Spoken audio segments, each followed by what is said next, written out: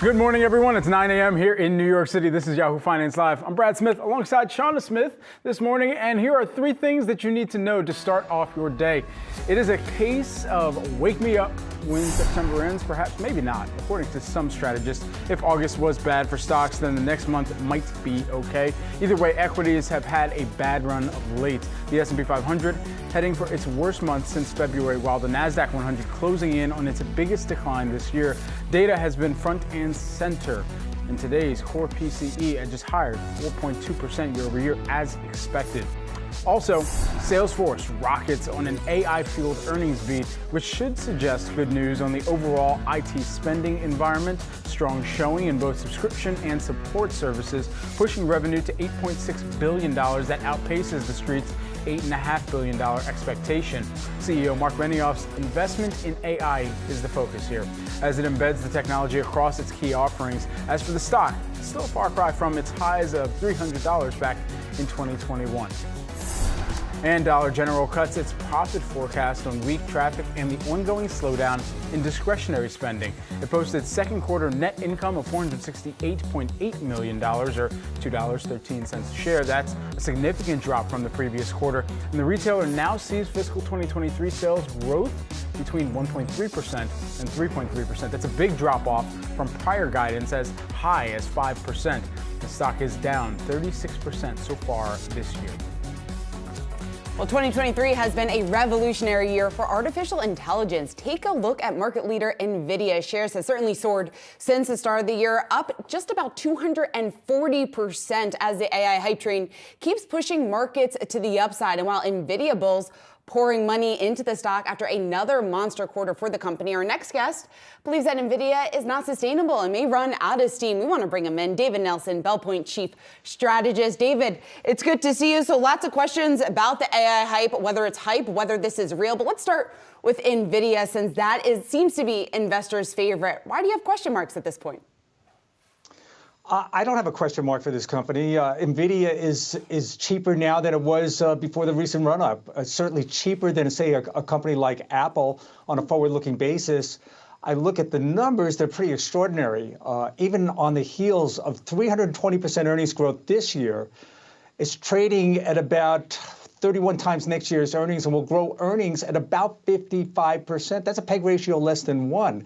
Apple, at best, will grow at 8% next year. So I get the run-up and I get the fact that people are afraid of this company, but it's an important company. It's a must-own stock for us. Isn't the issue then the refreshment rate or the kind of replacement rate or replenishment rate of some of these AI chips where so much demand has been pulled forward or at least gone in NVIDIA's direction? What we still don't know is that replacement cycle for some of these AI chips and the cloud services as well. It's an important point, and a company as profitable as NVIDIA invites competition. You can bet that every venture capital firm out there, every company that manufactures silicon is trying to catch up to NVIDIA, and at some point they'll do it. But right now the game is theirs to lose. It's certainly an important stock for us. We're not selling any. David, when it comes to some of the other names that could benefit out of this, we talk a lot about AMD, we talk a lot about Intel. When it comes to that second place position right now, who do you think stands to have the most to benefit? I'm not even looking to technology for the second place position. I think the biggest beneficiaries are some of the companies, the hundreds of companies that are going to actually use the technology. I think it's going to revolutionize the industrial complex. Mark Andreessen said it was as big as electricity. It's probably bigger than that. I look at companies like John Deere that's already using the technology. A company like General Motors is already using the technology. All of these companies are enhancing their top and bottom lines, so we're all going to benefit from it. And so of the companies that are going to be the beneficiaries, I mean, we've got kind of three core pillars that investors have really been looking across. It's the applications, it's the models, and then it's additionally the chips here. So is there one kind of pillar within generative AI that you believe has the longest runway or at least the most margins to gain as a result of this? That's a tough one. I think all of those things that you just mentioned are really important. We're certainly using at Bell Point large language models right here. It's done wonders for me on the research side to condense information flow that we get. I think companies like ours, I think a lot of companies are going to start to use that in their own intranet so that they can answer a lot of questions for the people that work for the company rather than having support staff to do that. So AI is going to eliminate a lot of jobs, and in a country right now where we're starving for employees, it's probably a good thing. So David, what does this mean then for the broader market and what we could see in terms of moves over the next couple of months? In the next couple of months, probably the biggest risk we face are China and the Fed in that order. China, simply because it's the second largest economy on the planet and it is slowing, and that kind of slows down global growth. The Fed for some obvious reasons. I think the Fed is likely to push too far if they haven't already. All they need to do is just maintain the status quo. I think what we got wrong was last year with all those hikes that they were doing, it took all the way until March of this year just to hit neutral. And what happened in March of this year? Suddenly banks started rolling over. Signature went under. Silicon Valley went under. A couple of months later, companies like retailers like Macy's are telling us that credit card delinquencies are rising. I think the Fed needs to stand pat. And frankly, if they don't start cutting very soon, we're going to have a recession sometime by mid next year. David, just while we're kind of on the AI conversation as well, what does it say to you that we've got so much kind of partnerships or deal making or even kind of data sharing that might be taking place among some of the mega cap tech companies? I mean, you hear some of the partnerships across NVIDIA and where they're able to get, a partnership with, say, Google, or for instance, all of them investing in Hugging Face recently, where we just had their CEO on. I mean, this is clearly an acknowledgement that there's some type of safeguarding among these major mega cap tech companies to try and make sure that they don't miss out on being the prime beneficiaries of this AI wave. They're all trying to control it. And in the end, it's going to come down to the data. I think what you're going to see is a lot of companies shore up their data platforms. You saw Twitter do that with their data. They're not opening up the APIs at the same price anymore. I think companies are going to find that the data is very precious, and they're not going to be so willing to give to the ChatGPTs their database for them to learn on it. They're going to charge a fee for it, and they're going to charge a pretty hefty fee. All right, David, stay with us. We've got much more to discuss as we've got to get to a little bit of what you alluded to a moment ago in retail. Shares of Dollar General, they are on the move after the discount retailer disappointed with weaker than anticipated earnings here, and they're on the move in the wrong direction, down 17% pre-market. Company blaming lower inventory markups, damages, rising shrink for a 24.2% fall in gross profit. Same-store sales also fell slightly. That was down 0.1%. Company cut its 2023 guidance, noting investments in inventory reduction and labor will be a headwind for the year ahead. Meanwhile, Costco, where you can get them $1.50 hot dogs, reported revenue was up 5% for the month of August compared to the year prior. And though comparable sales rose 3.4% for the month, the U.S. was the weakest market by far for growth here. Now, a lot to really break down here, Sean, especially when we think about the broader consumer retail environment right now and where consumers are gravitating for. Clearly, they're looking for promotions, they're looking for discounts, they're looking for sales. Shrink, though, has been one of the common lines and threads that we've been able to draw, unfortunately, through many of these retail earnings this season. Yeah, certainly. And Dollar General, just the latest retailer here to come out warning about that. We obviously saw that reflected in the guidance, just the financial impact that so many of these retailers are seeing as a result of shrink. But when it comes to these two numbers that we're getting, the August numbers for Costco and the earnings results here for Dollar General, I think it really paints the picture of what the consumer is going through right now. We know consumers are faced with a very tough decision. They're pulling back on discretionary spending. They're trading down in a lot of instances. You would think a name like Dollar General would benefit in this type of environment, but even these retailers, even these discount retailers, the retailers that are viewed as if you go shop there, you're going to save a little bit of money. They are still struggling given this challenging economic environment. They rely a lot on the lower income consumer. We know that the lower income consumer obviously pressured perhaps the most here by a very, very sticky inflationary picture. So Dollar General cutting its profit forecast for the second quarter in a row. They cited consumers pulling back, the softer sale trends. And when you take into account the PCE report that we just got out here, Brad, inflation doesn't seem to be going anywhere anytime soon. Extremely much more stickier than almost every forecaster had anticipated, including the Fed, up until this point. So consumers will likely still be squeezed into the fall, and a lot of these retailers could continue to see some pressure as a result. Yeah, and on the Costco front, what's particularly interesting too is typically when you see consumers who are looking for some ability to, even on a per unit cost basis, have some type of savings, what do? They lean into bulk. And so the wholesale distributors or the bulk distributors like a Costco, of course, there are other elements of their business where the members have their fees that they have to make sure that they're accounting for at the same time. But that is typically where we see, and we saw this in Sam's Club results. That's something to draw a through line through. When you hear about BJ's and Costco and Sam's Club all trying to make sure that they're retaining their members, knowing that they might have to charge a little bit more in that membership fee, but making sure that the assortment and the inventory mix is one that's favorable for this environment in terms of the categories that they're continuing to buy into, even if they're saying, you know what, we know we're going to spend a little bit more on the chicken or the fish or the things that we need to get in those necessities. Where are they starting to pull back on some of their discretionary aisles? Are you buying less Kirkland golf balls? Because are you? Well, I mean, I'm using a different golf ball these days, but it's still getting lost in the woods. I was going to say, what's your favorite Costco product? Do you have one? You know, it's got to be the pesto salmon that they have, the pesto butter salmon. Oh, really? Oh, man. I've never tried that. Oh, I'm not a Costco girl, but I need to become one because everyone you talk to that goes to Costco, the most loyal customer base, I think, in the country. I would ride my bike to Costco for that. Would you? For that butter pesto salmon, yeah. I need to make a trip there soon. All right. Although some investors were optimistic 2023's rally could run through late summer, August has lived up to its reputation as a slow month for stocks. The S&P down about 1.5% from July. And if you're hoping for relief in the weeks ahead, you might not want to hold your breath. September is historically the cruelest month for investors, with the S&P 500 dropping about 0.7% on average. That's according to CFRA research. But all hope maybe isn't lost. One strategist at Berenberg noting that after a bad August, sometimes September can be a little bit more mild. So which sectors are best positioned to weather the potential September storm? I want to welcome back in David Nelson, Bellpoint Chief Strategist, back here with us. So David, what do you think? What's the next couple of weeks going to look like for the market? I wish I knew. Every time I use one of those sayings, it works right up until the time I use it. So I'm going to just, block and tackle like I always do. Look for the stocks that I want to own, and I'm not selling in front of the month. I'm going to hold my positions.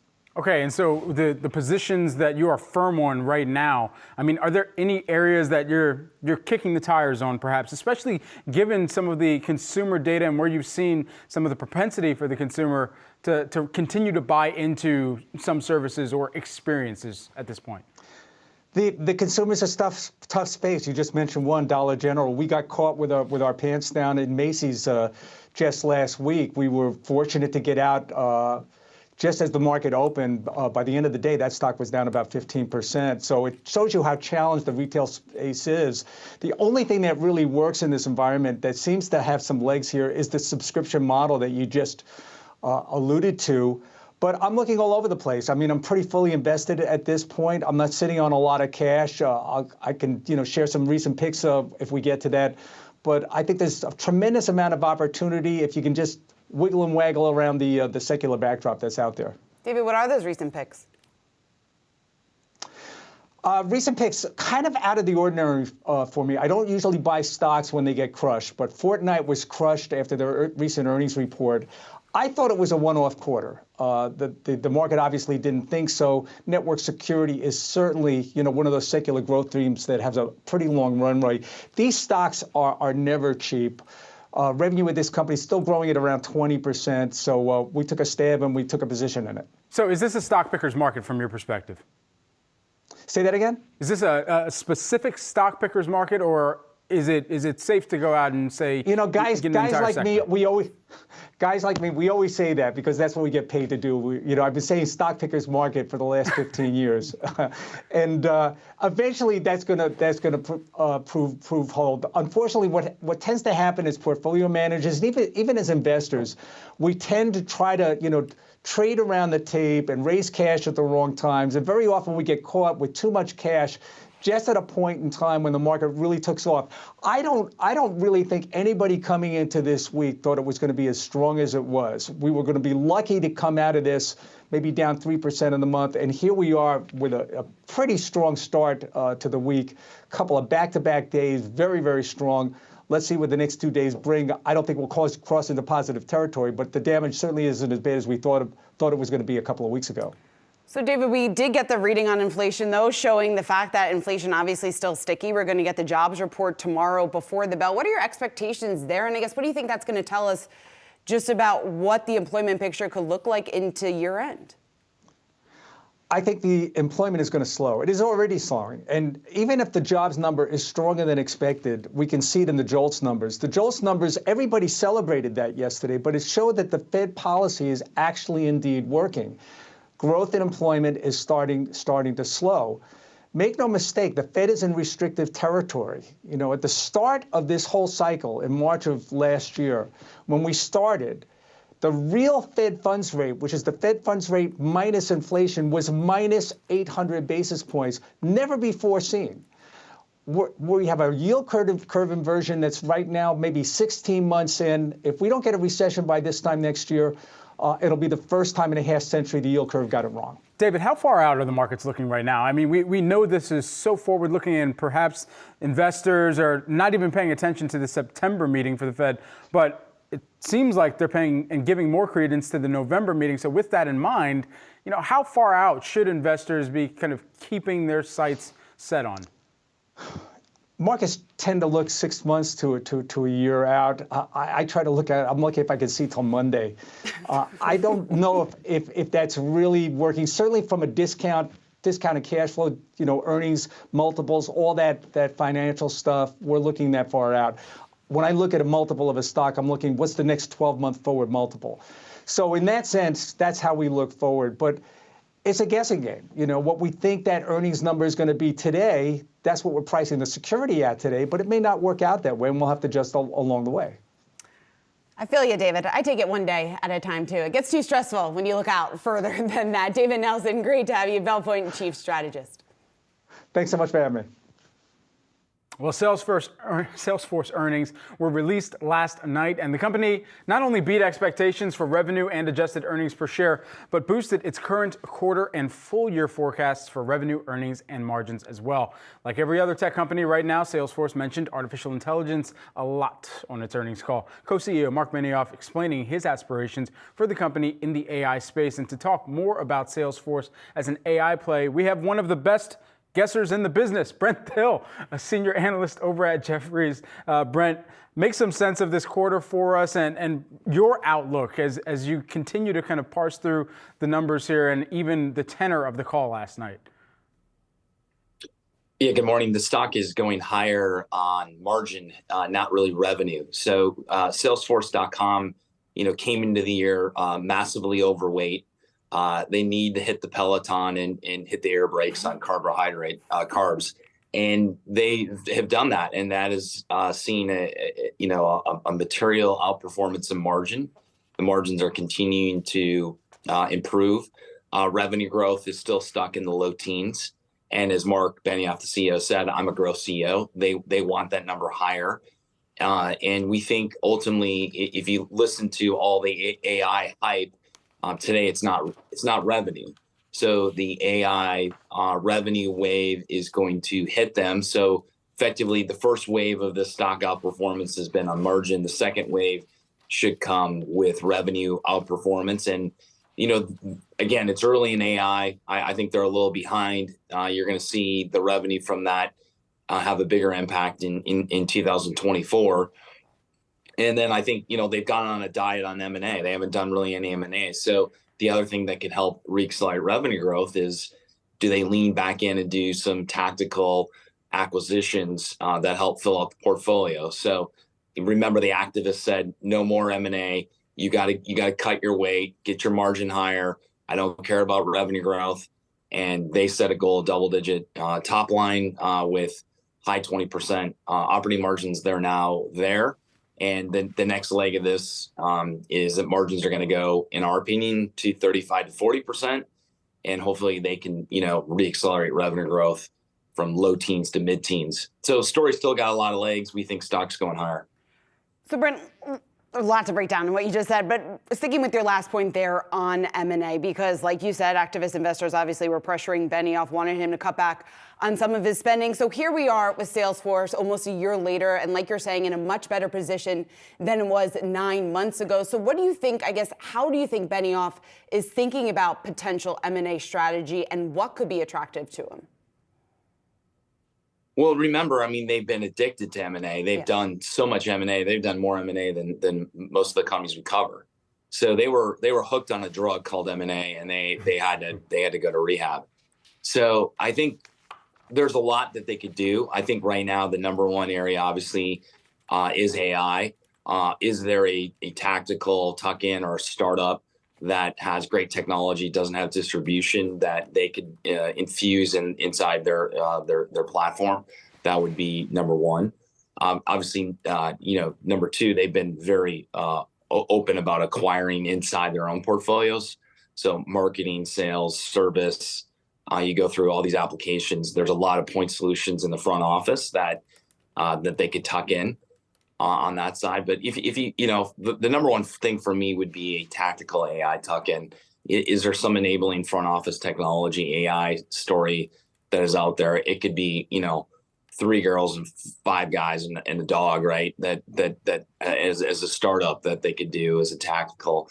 But I don't think they can go out and do a Slack-like deal. Remember that deal went completely sideways and they overpaid. So I don't think you're going to see anything like that. More on the smaller to mid-size than large. As long as that small startup got that dog in them, it should be okay, and an acquisition target as well. When we think about AI, though, is the analyst community comfortable, or how do you even evaluate making sure that for the AI solutions that get introduced, that it's not cannibalizing other parts of the business? Well, ultimately, it will over time. So if you think about what Salesforce.com does is they sell service seats into a call center that you call. So a major airline, if you call your insurance company, they're most likely going to use Salesforce.com. And so AI at some point, like, we don't want to talk to these reps, nothing against talking to humans, but like we can get this answered by the computer. And so ultimately over time, what happens is if AI really works, it does reduce the number of seats available to them over time. Now that's a long ways out, but the flip side of this, they will charge more per seat. So if they charge $10 a seat, they can charge 20 because they're physically removing a human who's a lot more expensive than that piece of software. So I think for them, over time we'll see, and this is a long-term concern, not a short-term concern. The long-term concern is, is this going to reduce the number of seats available? Do you need as many sales reps or service reps? And again, I don't think that's a 2024 event. I think it's a 25 and beyond. But they will charge more per user, so their monetization will be at or greater than that before this. And then remember, a lot of people will add on. AI isn't going to fly the plane. It's basically it's going to be a co-pilot. It's not going to be the full pilot, as they call it. And so it's going to be augmenting rather than replacement. I was up at Microsoft this week looking at their AI technology. And again, it's not going to replace a human. It's going to effectively augment and make you more productive in what you do every day, get you through your emails, help you make presentations, help you prepare for that sales call. Even if you're a service agent, they may keep these bodies in place. But if you're working for a major airline, I know you're a VIP, and I know that you're vegetarian, and I know you like a certain drink. I'm going to do it right away based on the AI technology, and that makes you happier as a customer. You're going to come back and rebook. So again, it doesn't really mean right away we're going to have humans out of the picture. It just means it's hopefully going to be a better experience for everyone. All right, Brent, we could talk about this all day, but we also got to get to another topic that I know you've been following here over the last several months. Elon Musk, he's adding another new feature to his soon-to-be everything app, X, formerly known as Twitter. Now he's planning to launch video and audio calls to the platform. Musk, he's desperate, right, to fend off competition from Meta Platforms' owned Thread. So how worried should Zuckerberg and Meta be just about these moves, or do you think Elon Musk is just grasping at straws at this point? I think if you're Zuck, you're really not concerned at all about what is happening here. Again, I think the market's big enough. I think users go to the platforms for different reasons. I think for Meta, they've demonstrated through their expansion of their portfolio that they have a very sticky platform, that they can create all these features. I think again, many use Meta and the portal with our hardware launch many years ago to do video calls. I have a portal on my parents' house, so my kids can interact with them. So that like video's been there forever. I mean, they have actually a device that people actually really like in living rooms that they're already using. So again, I think the thing with Twitter and X is they've tried many times, and every time they kind of come back to users and they come back to advertisers, it's kind of like a broken record, right? They want a cleaner approach. They want something that works, and it's been a series of roundabouts. They just get stuck in this roundabout and keep going around. They need to figure out how do they break out of the pattern, if you will, and go somewhere new and do something exciting. So we'll see. We're not ruling them out. They have a lot of work to do, but I'm not worried if I'm Zuck. Is Meta a net beneficiary then of some of the strategic question marks that still circle around X? 100%. 100%. I mean, advertisers right now are like, I'm not giving them as many dollars. I'm giving them back to Meta. In all of our checks, Google and Meta are taking market share away from them. They're taking share from others. So if you look at the outperformance of Meta stock up 145% plus year to date, and Google up 54%, that's because the users are staying there and they're getting advertiser market share. I mean, I just dropped, I don't know how much more money on the NFL ticket for YouTube TV, right? Just gave Google more money. Advertisers are excited about that. They keep innovating. And I think this is the thing, being big isn't bad. And they're just doing the right things for the users. And I just see, again, even in the AI race, Google's doing more AI things behind the scenes than anyone can see. They're way ahead of anyone else. And so the industry's saying that, Wall Street's not saying that, but that's why stock keeps going higher. Because, now they're winning, companies like Workday, Amazon's AI wasn't working. They had to go to Google. So Google and Meta are in really phenomenal positions. They're continuing to get stronger. They're doing the right thing for the consumers. And if they do the right thing for the consumer, guess who comes? The guys that pay the bills, those are the advertisers. They're not going to the other platforms as well. So Snap and Twitter or X have lost share. Brent Thill, always great to have you. Look forward to having you back soon. Brent Thill of Jefferies, senior analyst. We've got all the markets action ahead. Stay tuned. You're watching Yahoo Finance. What story are investors not paying enough attention to? So the story that folks are not really paying, that much attention to right now, they're all focused on AI and what the Fed is going to do. But we have to remember that, come October, we have the resumption of student debt payments. That's going to weigh incrementally on disposable income at a time when consumer credit card borrowing is, at record levels, and the cost to service that debt is also at record levels. It's a big concern for the holiday shopping season.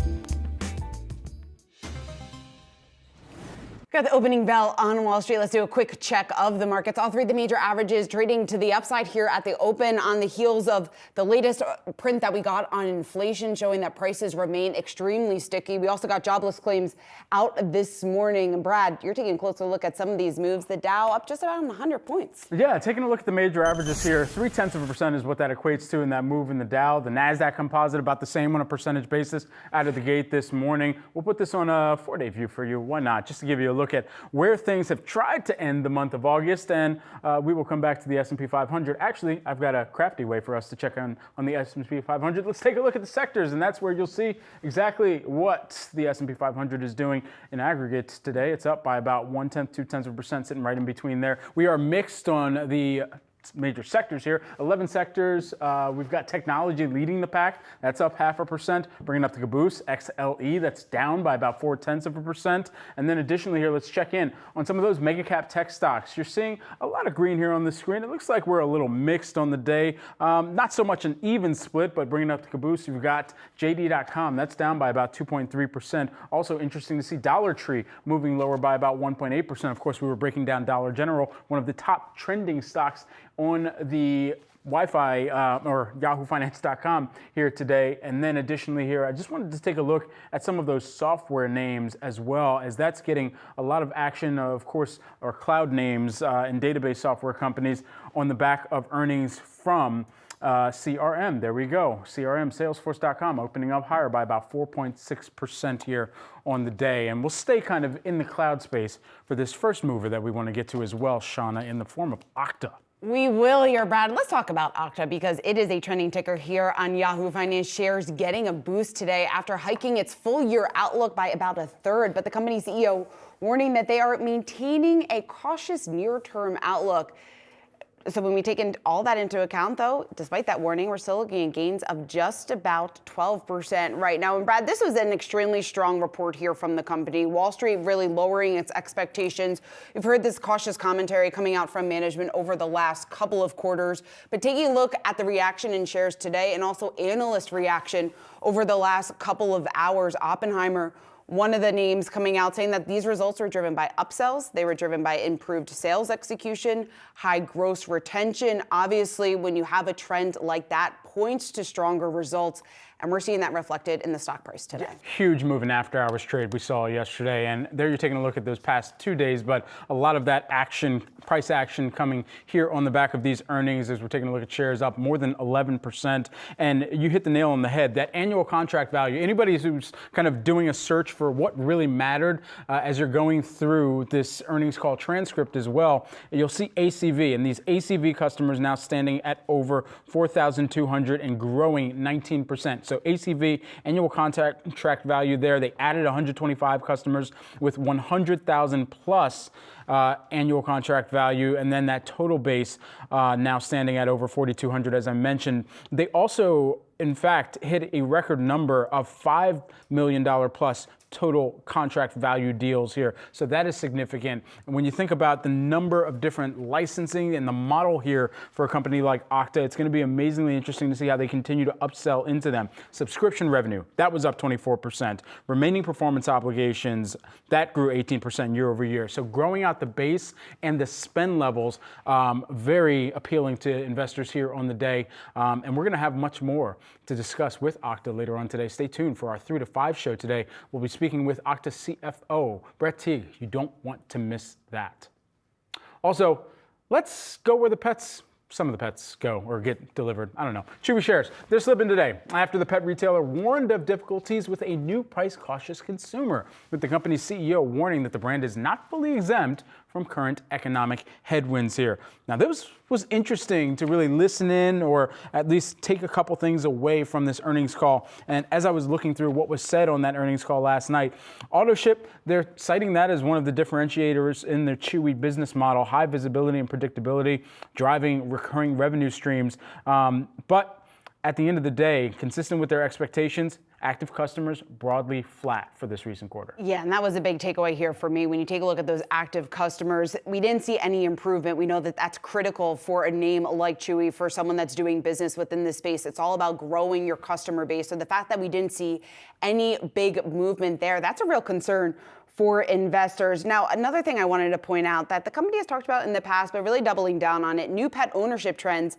remain muted. Now, this isn't all about getting new users. Obviously, you want to keep the users that you already have. But if you have people that aren't going out, that aren't adopting pets, clearly that could be a real challenge for your business, at least in the near term. Now, Chewy noting a more discerning consumer. It's hard to predict demand when you're in this type of environment. So certainly a similar trend, a similar theme to what we've heard from so many consumer-facing names over the last several weeks during this earnings season. They're faced with the fact that consumers are having to make a tough choice. They're having to figure out where to spend their money. They're up against pretty tight budgets right now. So a name like Chewy could be one of those losers in this type of environment, given the fact that people might not be willing to spend as much as they would be on their pets, which I was a little bit surprised about, to be honest, because I think that people tend to spend more on their pets than they even do themselves sometimes. I don't have a pet, so let me fully disclose that. But from what I've observed, people love to spend money on their pets. So I would have thought that this would have been a little bit more of a recession-proof type play. I mean, you love to see when your pet is happy. You get them a new toy, you get them, hopefully their favorite kind of food, cat food, dog food, fish food, who knows? I don't even know if Chewy caters to fish, but at the end of the day, what they're going to do is rely more on some of those households that are taking care of their fish or their cat or their dog. And that's going to reflect in what we saw in this most recent quarter, 15% increase in their net sales per active customers, but how are they growing out the base? And that is the broader issue. That comes back to the trends that you were mentioning and the number of people that are either adopting or purchasing, perhaps from somewhere out in Lancaster, going to Amish country and saying, hey, do you have an English Springer Spaniel, like my family did growing up? Personal experience. All right, guys, let's take a look at another mover here. We got to talk about Palantir and move lower here after Morgan Stanley downgraded the stock to underweight from equal weight, warning of its, quote, lack of a monetization strategy as investors begin to look for revenue impact of these generative AI initiatives. Palantir has been one of these companies that has really doubled down and really touted their efforts within the AI space, even most recently within their most recent earnings report, saying that the trends that they're seeing there is certainly outsized. Unprecedented was the words that they used in their most recent earnings call. But Brad, this really points to what we've been talking about for a while now, and there's been so much hype around AI. Every single company, it feels like, is mentioning the words AI either in their press release for earnings or either on their conference calls. But now investors are really holding these companies the feet to the fire and saying, you need to show exactly what this means for your top line, how this is driving your revenue. And if you're not going to do that in a timely fashion, which Morgan Stanley doesn't think Palantir is going to do, then that's not enough for us, at least right now. Yeah, they can talk the talk, but can they walk the walk is what investors are asking now as they're waiting for some of the results to finally trickle through to financials and on a more sustained basis into some of the longer term contracts that a company like a Palantir has. And I think this was brought up as well within this note from Morgan Stanley. They said the onus for the stock outperformance shifts towards investors now looking for tangible revenue contribution from these generative AI initiatives in the months ahead here. So more of a show me story, more of a show us story, if you will. And then they also mentioned that there would be some sell the news events. And of course, in the old adage of buy the rumor, sell the news, for a lot of the rumors about how companies might be embracing generative AI, the news is going to be what's set to come forward, and the reality might start to set in as to where these companies are actually not beneficiaries of generative AI, or if it's not delivering to the same type of multiple that investors have given it to this point as well. Also, everyone, we got to get you up to speed on a new update coming to the recently renamed social media app X. Elon Musk tweeted early this morning that video and audio calls will be a new addition to the platform. Yahoo Finance's Dan Halley, the tech DH, has the details. Hey, Dan. That's right, Brad. Basically, Musk just said that, tweeting out that they'll have video and audio calls, that you won't need a phone number, and then saying that X is the effective global address book. Not many details beyond that. What exactly he means by address book, whether or not you'll be able to call him personally on his X handle, I mean, that's still kind of up in the air. But this all kind of just plays into his plans to turn this into an everything app.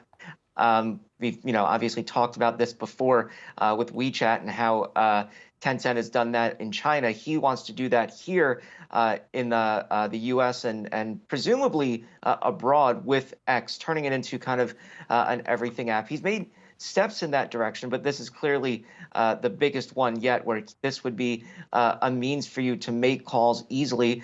Although, to be fair, you don't really need a phone number to necessarily make iMessage calls.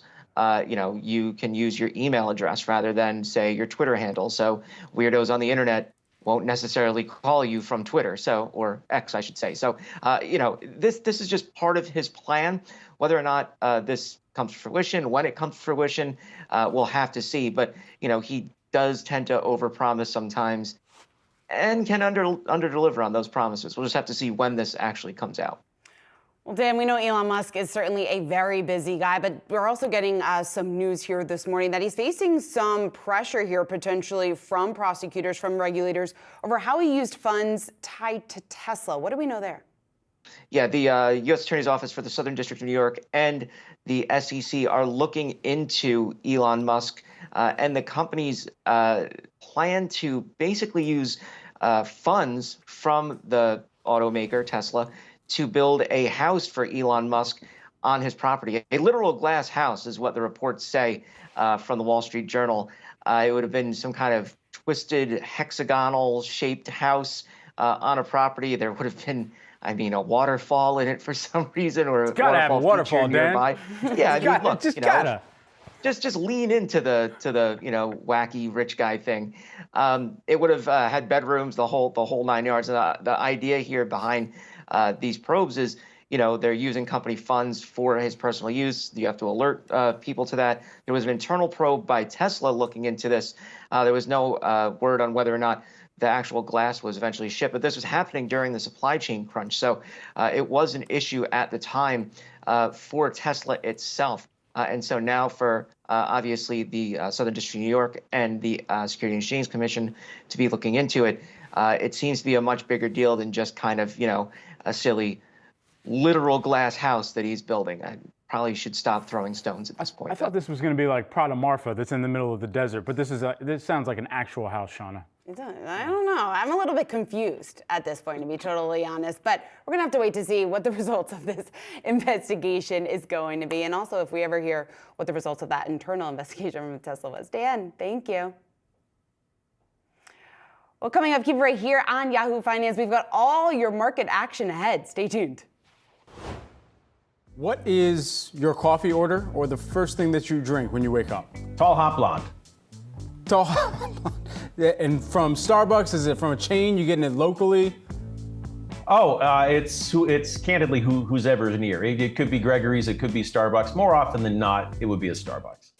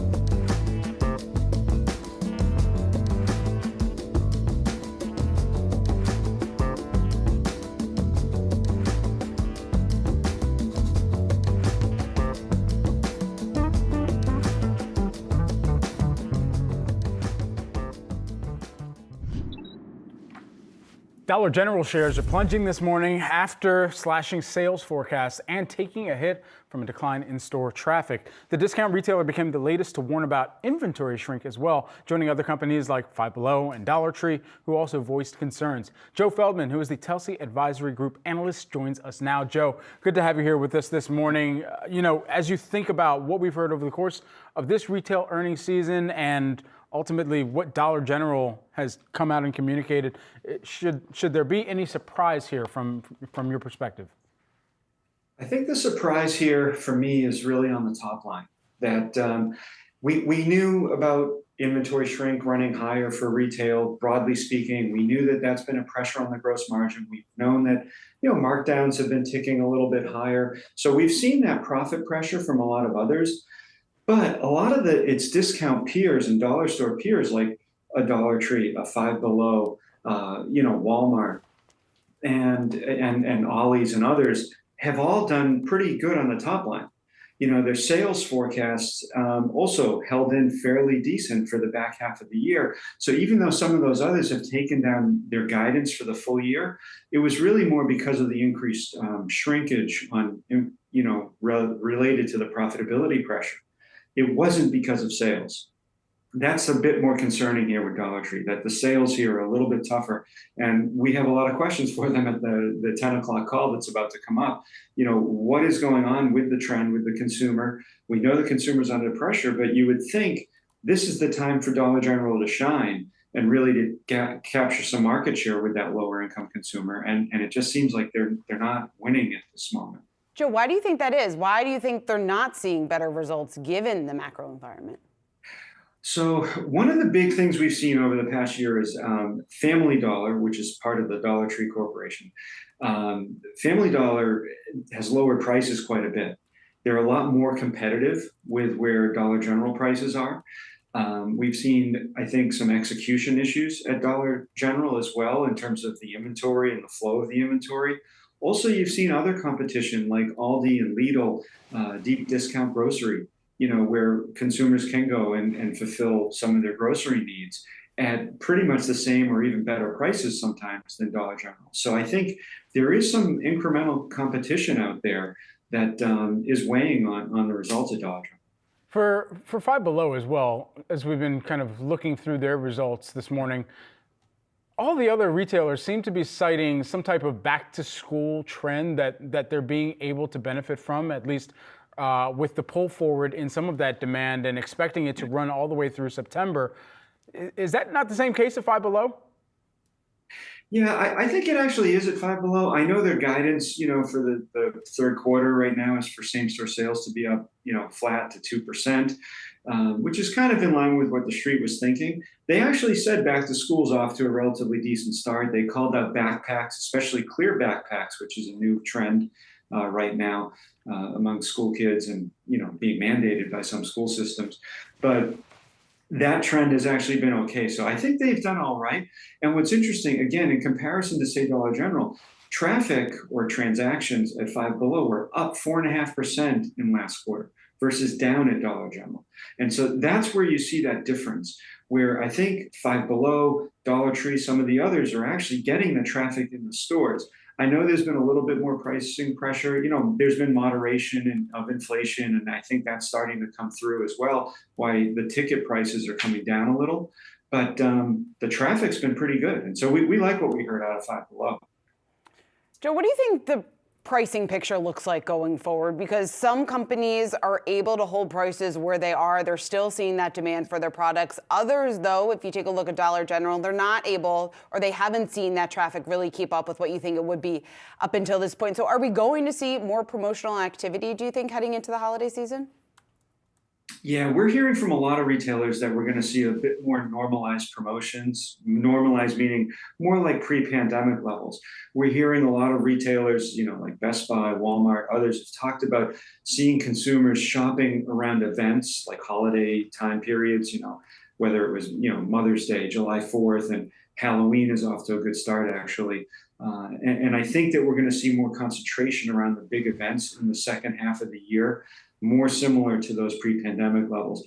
Now, with that comes discounting. we're not hearing of, crazy discounting because inventory levels are in very good shape for a lot of the retailers, but we are hearing more, quote, normalized promotional levels. Remember, last year was very promotional because inventory was very high and the retailers had to clear it out. So comparatively, it may not look that bad, even though it still will feel somewhat promotional. And as I mentioned, consumers will shop more around those big events. It sounds like I need to buy my Halloween costume like this week, Joe. I mean, I'm afraid that I won't get the right one that I want. And I think there still is a fair bit of FOMO that is kind of intertwined within some of the numbers for retailers right now. If you've got this much pull forward in demand and making sure that people can get the necessary back to school things and afraid that that's going to fly off shelves, or making sure that I can look like Batman for the second time in 2 consecutive years while I'm getting my Halloween costume. All that pull forward in demand, what does that do for a long-term picture here? Yeah, I mean, I think what we're seeing is the consumer seems to be somewhat resilient. We're hearing, the consumer is purchasing when they see newness, when they see innovation in the product. And as you mentioned, sometimes just to get ahead of the curve and not miss out on some of the items, especially as inventory has been a little bit leaner this year.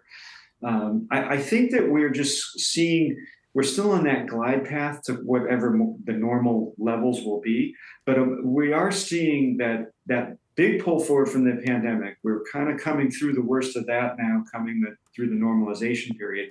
And I think we'll see more regular inventory flows. We're seeing that, inventory can get in stock much more quickly and readily as if it was before the pandemic.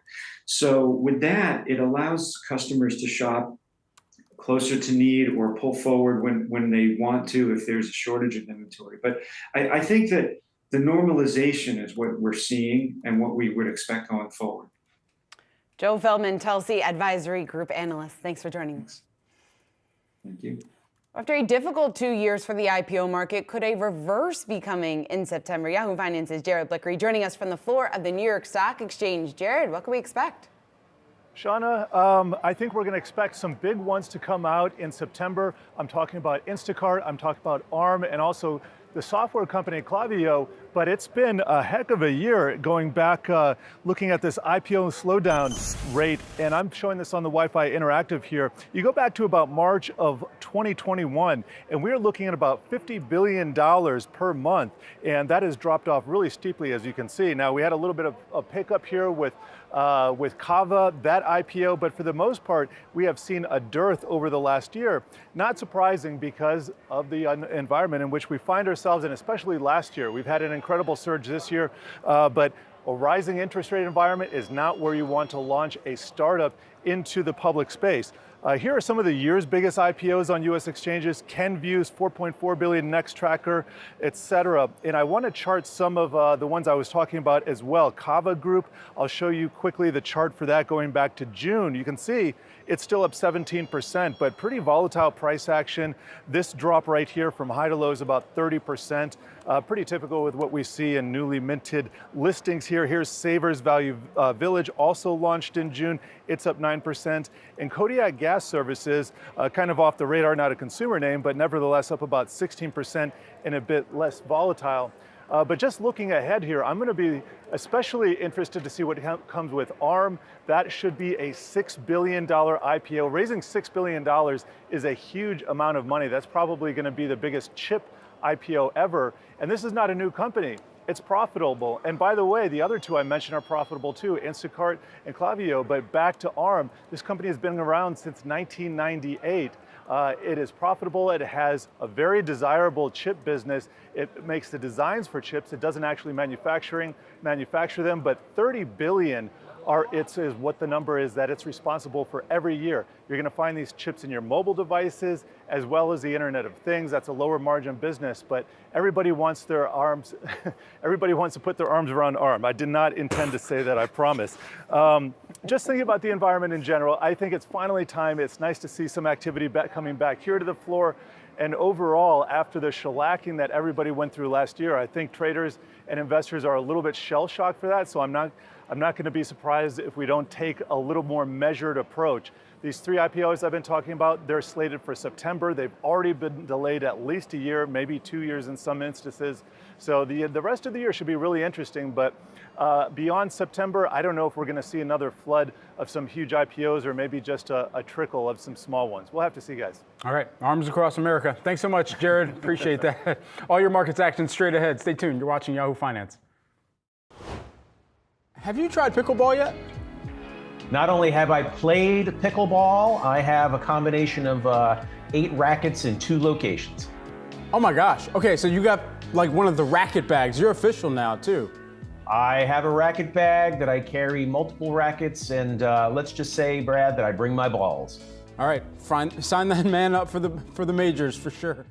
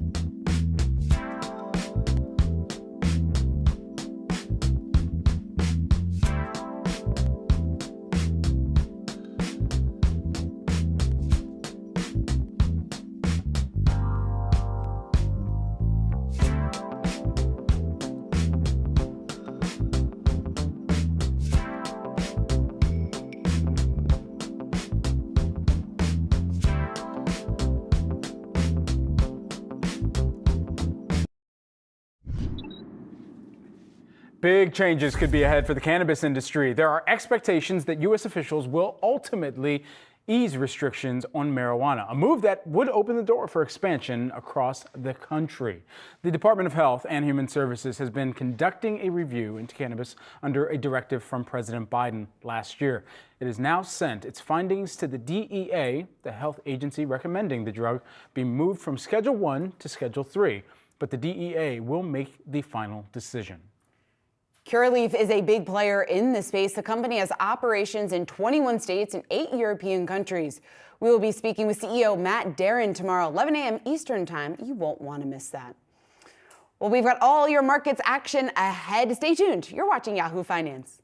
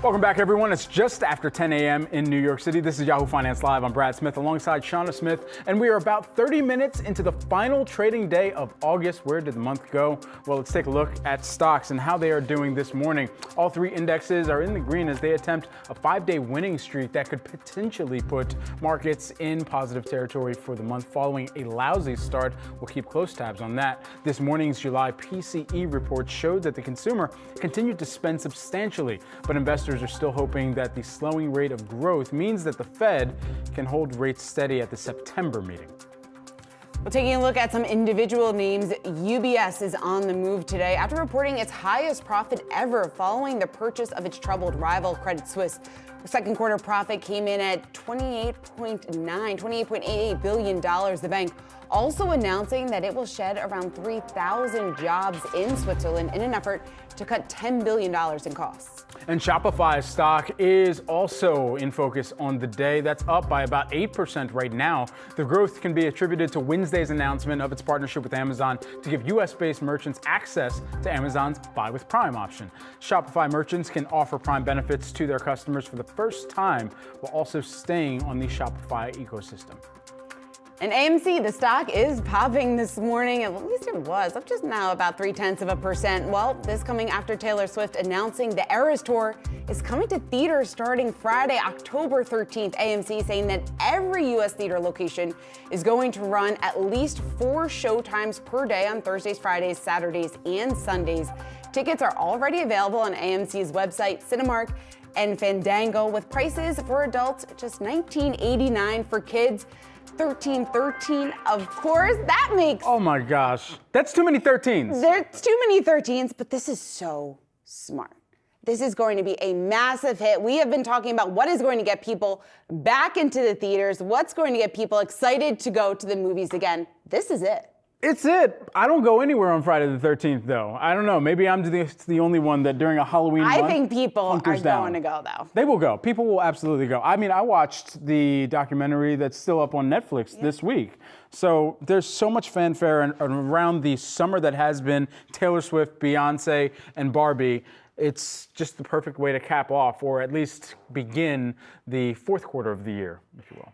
I want to know, one, how much was paid here from AMC, because this has to be an expensive deal, you would think. Yeah. But it is so smart. And this is a company that does a great job at getting the headlines, getting the attention that it needs. This is it. I think people, Swifties, they're diehards. Do you get dressed up as Taylor Swift to go see this? Yes. Like we did for the Barbie movie, because I got dressed up as my best version of Ken that I could. Did you? Well, yeah, I had to. I didn't know. I haven't seen a picture.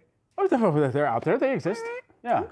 All right. I'll forward it to you. I'll slack it. I would dress up as Taylor, and maybe I actually will go. I haven't been in the movies in quite some time, but this might be the one that's going to get me back there.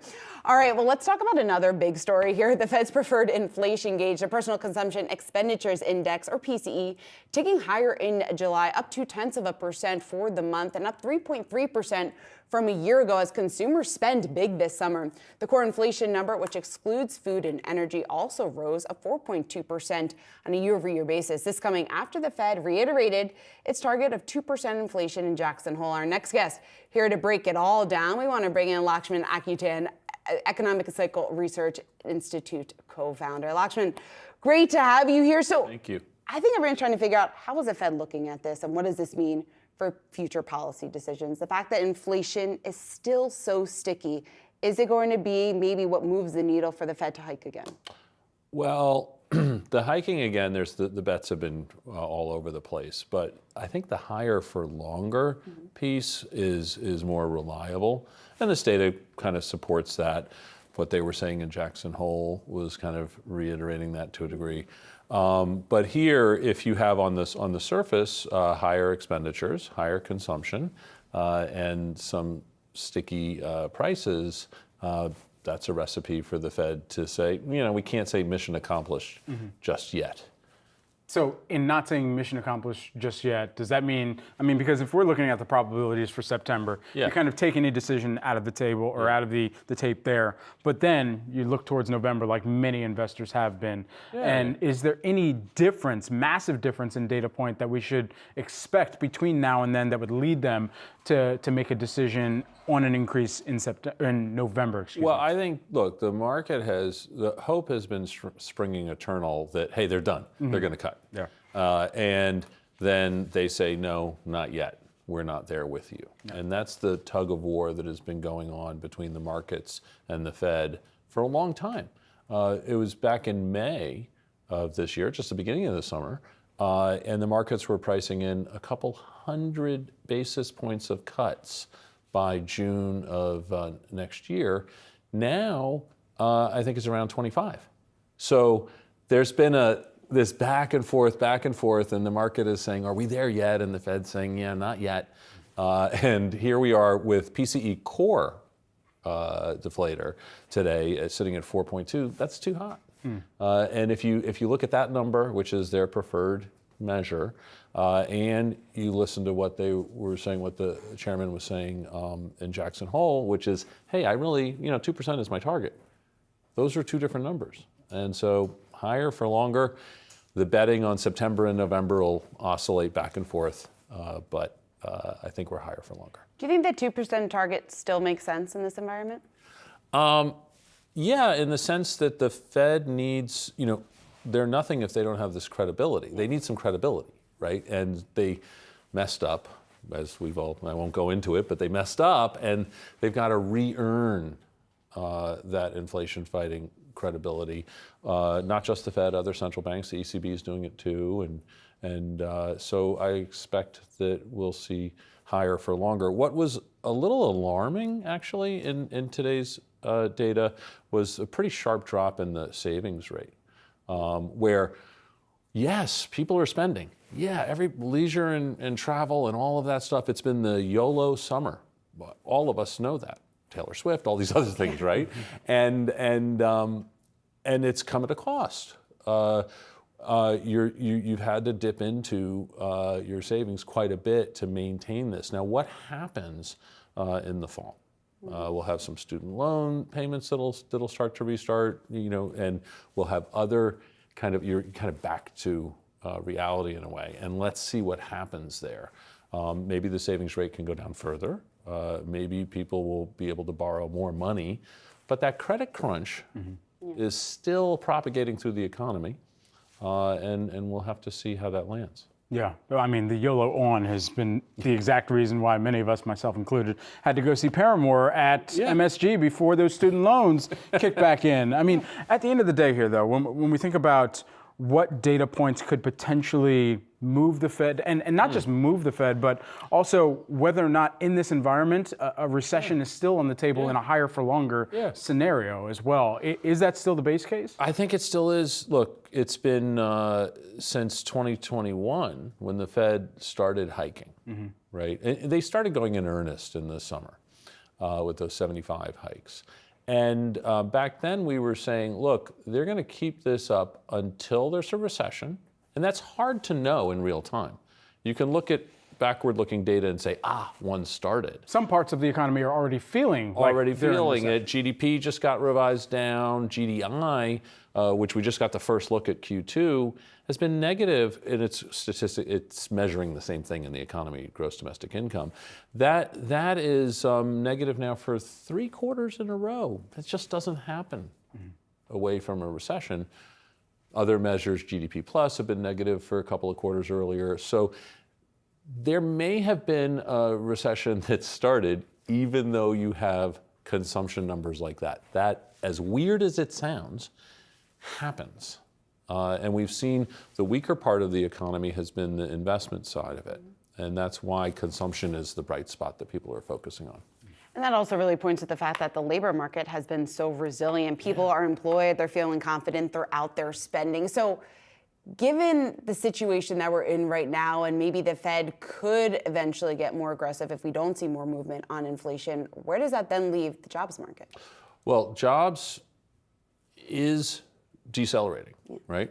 So the job market is decelerating. It's come down quite a bit. I expect that'll continue to show up. Tomorrow's numbers, I think, are going to show this continuing slowing trend in year-over-year jobs growth. We see some of the data this week has started to weaken up.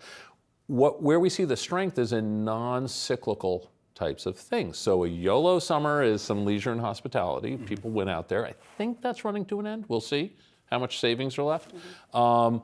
You could go to some areas like non-residential construction where things like the fiscal spending has really pushed some heavy-duty factory building EV stuff. And so non-residential construction has held up. Residential construction, jobs, not so much. Manufacturing's been pretty flat all year. Healthcare is kind of in there, but that's not cyclical. So if I look for the cyclical stuff, temporary jobs, business services, these things are sliding down. So I think that we either have to have a recession in our face for the Fed to say, okay, I'm done, or the other thing that could make them pause or cut would be if something breaks. And we thought maybe the SVB stuff back in March, the banks, the regional bank stuff might have been it. That got papered over pretty well.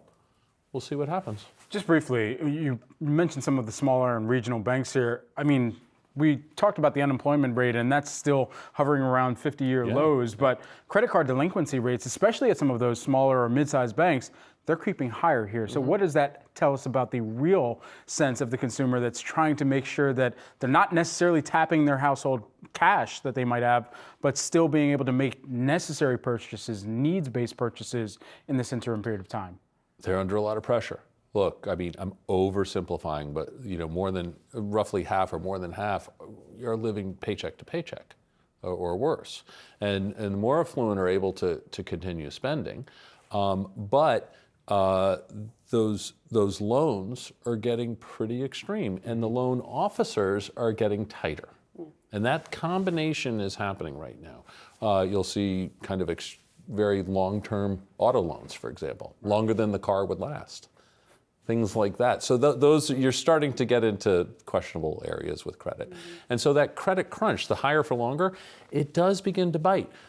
I won't go into the academic research, but it's about a year after you really start raising rates, which was last summer. So now is about the time that we'll see it showing up for households. All right. As long as they don't raise the prices on the MTA fees, that'll be all right. Lakshman Achuthan, Economic Cycle Research Institute co-founder. Thanks so much for taking the time here. Thank you. It's a pleasure. Absolutely. All your markets action straight ahead. Stay tuned. You're watching Yahoo Finance.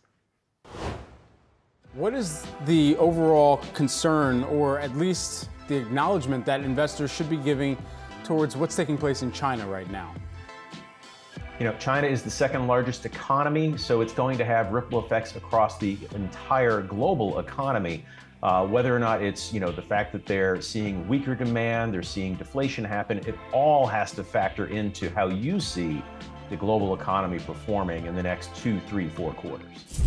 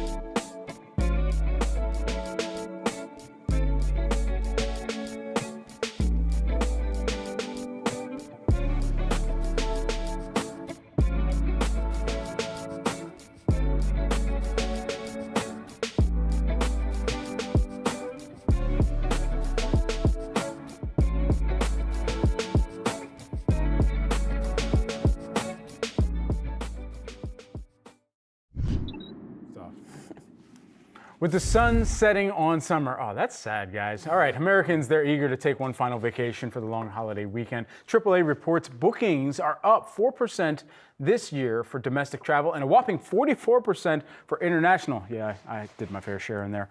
But with Hurricane Idalia ripping across the southeast, what should consumers keep in mind ahead of the Labor Day travel weekend? Joining us now with what to expect from the holiday weekend, Robert Sinclair Jr., AAA Northeast Senior Manager. Robert, always a pleasure to have you here in studio with us. Thank you for having me. All right, so set the scene for us. Labor Day weekend, what do we expect here? It's going to be busy. Gasoline prices are lower than they were last year, but $3.81 per gallon, that's still in the pain point for a lot of drivers. 40% of drivers told us in a survey in March of 2018 that $3 a gallon was the pain point. They'd have to cut back on driving, not eat out, put off making a major purchase like a big appliance in order to afford gasoline. But for a holiday, Americans get the fewest number of vacation days. Many workers in the industrialized world, we get a freebie.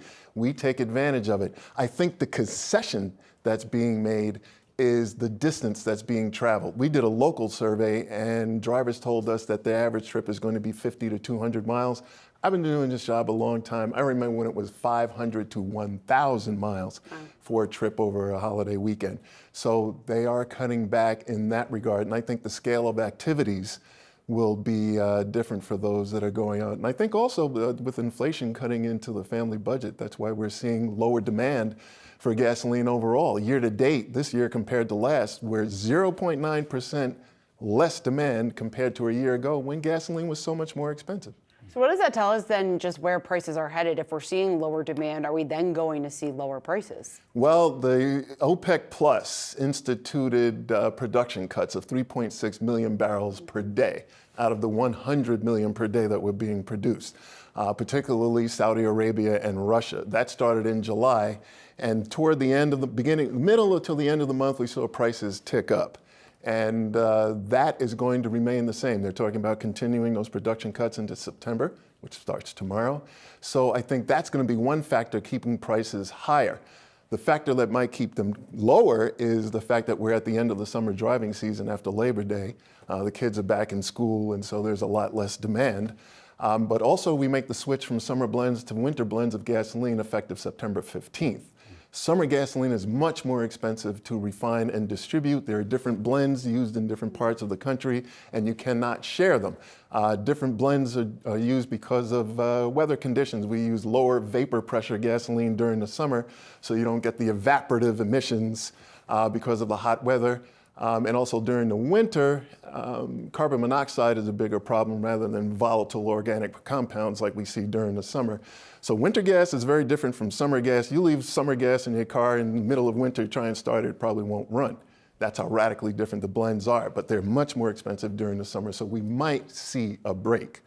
The problem is we're still vulnerable to hurricanes. A major hurricane hitting the Gulf Coast, the oil-rich infrastructure of the Gulf Coast, which has about 45% of the drilling, refining, and distribution infrastructure, could send prices skyrocketing overnight. What type of economic impact are we anticipating from this hurricane season? Probably not much. It did not do a lot of damage. It closed a lot of ports.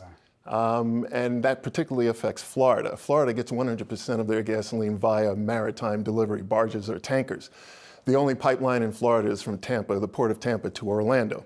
Now, there are other pipelines, particularly the Colonial Pipeline, the biggest pipeline in the country, which runs from the Gulf Coast up the eastern seaboard with tributaries coming off it to feed most of the major cities up and down the eastern seaboard. That is susceptible to power outages. The pipeline will go down due to power outages. You might remember a couple of years ago it was hacked, and that created a lot of problems. So it remains to be seen what the effects of the hurricane will be going forward. I think so far it's minimal. A lot of ports in Florida were closed as a result of the hurricane, and that would affect those deliveries, but it went through very quickly. We have to see what happens in North and South Carolina. Robert, what are the expectations more broadly for hurricane season? When we take into account the next couple of months, we certainly have seen dramatic weather patterns over the last several months. So could we see more disruption, or should we be bracing for more disruption over in the fall and winter? You absolutely could see more disruptions. The water is very warm in the Gulf of Mexico, and that leads to the creation of storms. Also, that hot weather, believe it or not, affects refineries.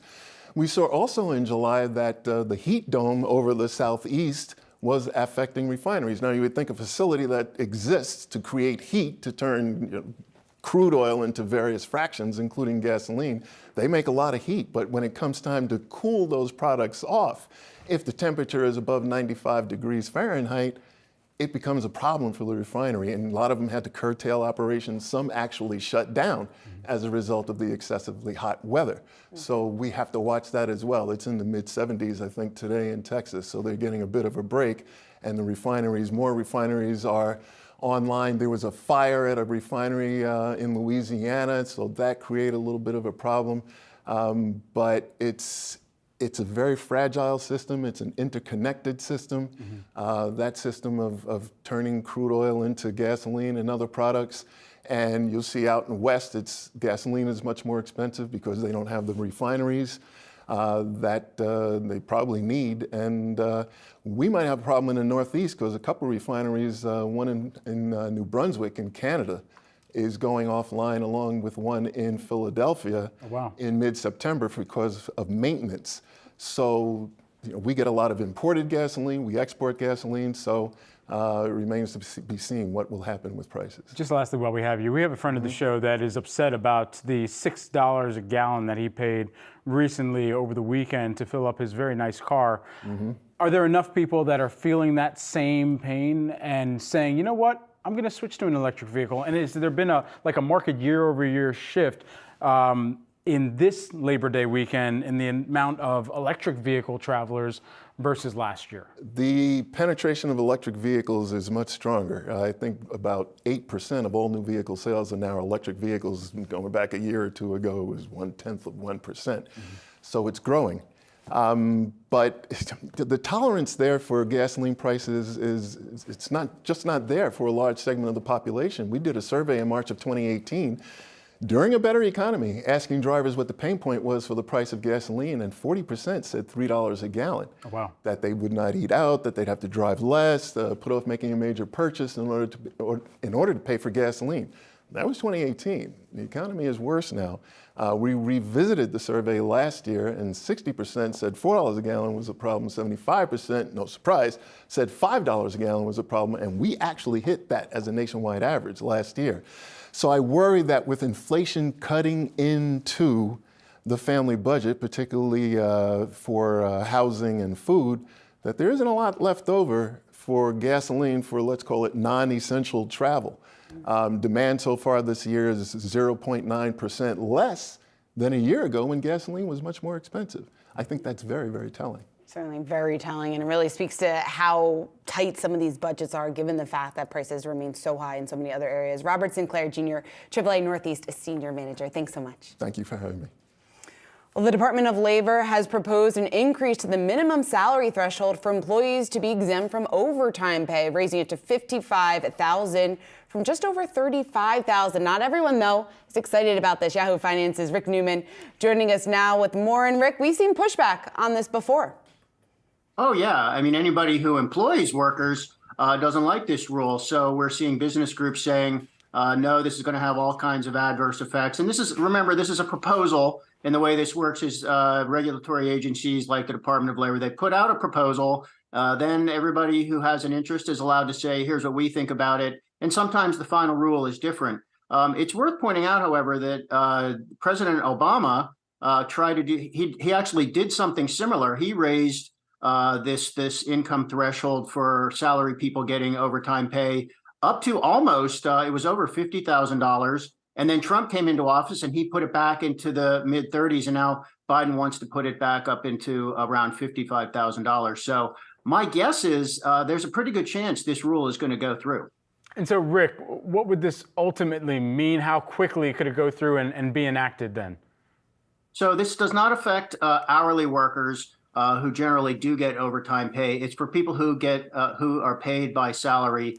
And there are about 3 million workers who would be affected by this. They would be in this income threshold or this income window, and who work overtime. So if nothing else changed except the income threshold goes up, then around 3 million workers would actually start to get overtime pay. But that's probably not exactly what's going to happen, because if you're an employer and suddenly somebody you didn't used to have to pay overtime for who now gets overtime, well, you might say, we're actually not going to pay that. We're going to find a workaround. This will affect some workers. And I think President Biden, now in the middle of the 2024 campaign, I think he wants to be able to say he raised people's or he fattened people's paychecks. So I think that is the reason this is happening now. And I think that's the reason why there's a good chance this might actually stick. All right, yeah, a lot of people are going to be paying attention to how they feel financially when they go to the polls next year as well. We do know that. Rick Newman, thanks so much for bringing this to our attention and breaking down the story for us. See ya. All your markets action straight ahead. Stay tuned. You're watching Yahoo Finance.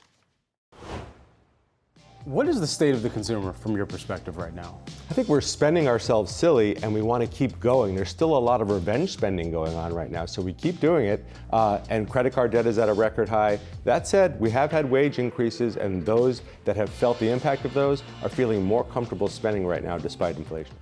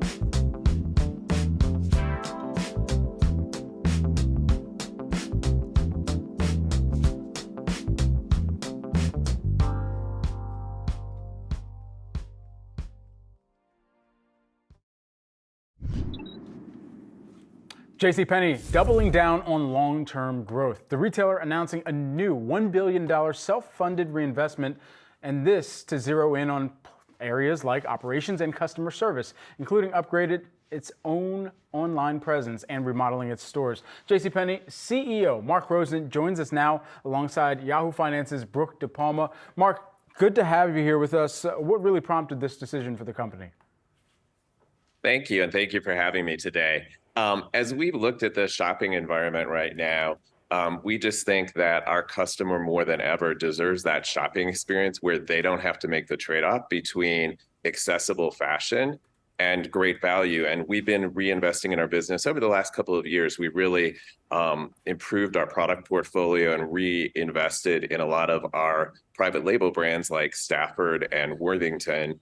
And we're also strengthening our relationships with brands like Levi's and Adidas and Dickies. And as we've got that shopping environment right, and as we're looking at what the customer needs right now, they're looking for a sense of belonging and a place where they can find the product that they want at a price they want without having to make the trade-offs that they have to make in their everyday life. And we're really here for them to make it count. Good morning, Mark. Let's hone in on who exactly that customer is. We're seeing other retailers expand into bringing in other income cohorts, but you guys are really focusing in on America's working families. Why are you honing in on that that population of people, and what sort of return are you seeing by focusing in on America's working families? You're right, exactly right. Our core customer is America's working families, and we did a lot of research as we went into this investment and as we're focusing on the way that we're going to communicate that to our customers. And what we found is our customers are the teachers that teach our children. Our customers are the construction workers that build the homes that we live in and the buildings that we go to work in, and the medical workers that take care of us and take care of our families. And we think that more than ever, that consumer is looking for a place where they can find accessible fashion. They're looking for a place where they can find great styles and great prices and a value that they're looking for, that they can still make those moments with their family count without really breaking the bank. And that's challenging right now, given the economy and everything that the customer's seeing. And we're actually seeing great results and an improved return. So as we look at what's happened, we're seeing that our customers are visiting us more frequently. That's a metric that we've watched since we've started this investment, is frequency of customer visit. And we're seeing that our core customers are visiting us with more than 5% increase versus last year. And some of our core customer segments that we're really focused on are visiting us more than 20% increase versus last year. So Mark, you haven't seen any pullback from the consumer? So what we are seeing is that the consumer's a little bit more discreet about what they're buying. And so we've seen a lot of growth in our private label products. And that's one of the great things that we're able to bring our customer is great private label brands like Stafford, like Worthington, like Mutual Weave to our customer at a great value. And we're able to do that. A little bit over half of our sales come from our private label brands that we source, design, and produce and are exclusive to JCPenney. And what our customers finding is that that price point, that opening price point private label is much more relevant to them and lets them save money on clothing so that they can put more time or more money into food on the table for their families and to going to places to spend time with their family. Mark, while you're announcing that $1 billion reinvestment today, you've really been reinvesting in the business for almost 2 years now at the helm. In the past year, how much would you say that JCPenney's has reinvested in the business when you think about the reintroduction of these private brands among so many other major investments? So the over $1 billion that we talked about by FY25 is really over the 3-year period, and that started this year. So it's a little bit less than a third of that is this year. And we've invested that into improved site experience online for our customers so that when they come to jcp.com, they're able to search and find product better, and they're seeing better product imagery and more of a perspective on outfitting. We've already done over 100 store remodels where we're improving new paint, improved lighting, better fitting room experience, centralized checkout, and we've just started putting in new technology. And then we've also invested in our supply chain and our merchandising tools to make sure we have the right product there for the customer at the right time. Mark, as more manufacturers of apparel, footwear, and many of the goods that JCPenney sells are going more direct to consumer or leveraging other channels. How has that impacted the inventory mix that you're seeing, especially among some of the names that are household known? So I mentioned earlier that we're about 50-50. 50% of our sales come from our private label brands, but many of those private label brands are brands that consumers know and love and have seen for years, brands like Liz Claiborne or brands like Stafford. And then about a half of the sales come from national brands. And we think that's a really healthy mix for our consumer and also for our business. But what we're seeing with the economy is that, customers are looking for those national brands too. And we've been able, and we're encouraged by the national brands that we've been able to add into our store and really strengthen our partnership with. And like I mentioned before, that's brands like Dickies, that's brands like Adidas, that's brands like Levi's that absolutely are strengthening their relationship with us and our customer. Mark, one of the headwinds facing the industry has been retail theft. We've heard this called out from a number of your rivals over the last several weeks. Are you seeing that at JCPenney, and how big of a headwind is that? I think that the organized retail crime is a challenge that has been facing the industry overall. We have seen that in our stores. We're really focused on that operationally. We saw a bit of an increase in the first half, but we're seeing that flatten as we go into the second half, and we're managing that operationally through the business. And in addition to this reinvestment out today, you're also introducing AI technology to help throughput in the store. Can you break down how exactly that's helping drive sales and ultimately helping employees at the store level? Right, so that really fits into a lot of the tools that I talked about for our merchants and for our supply chain.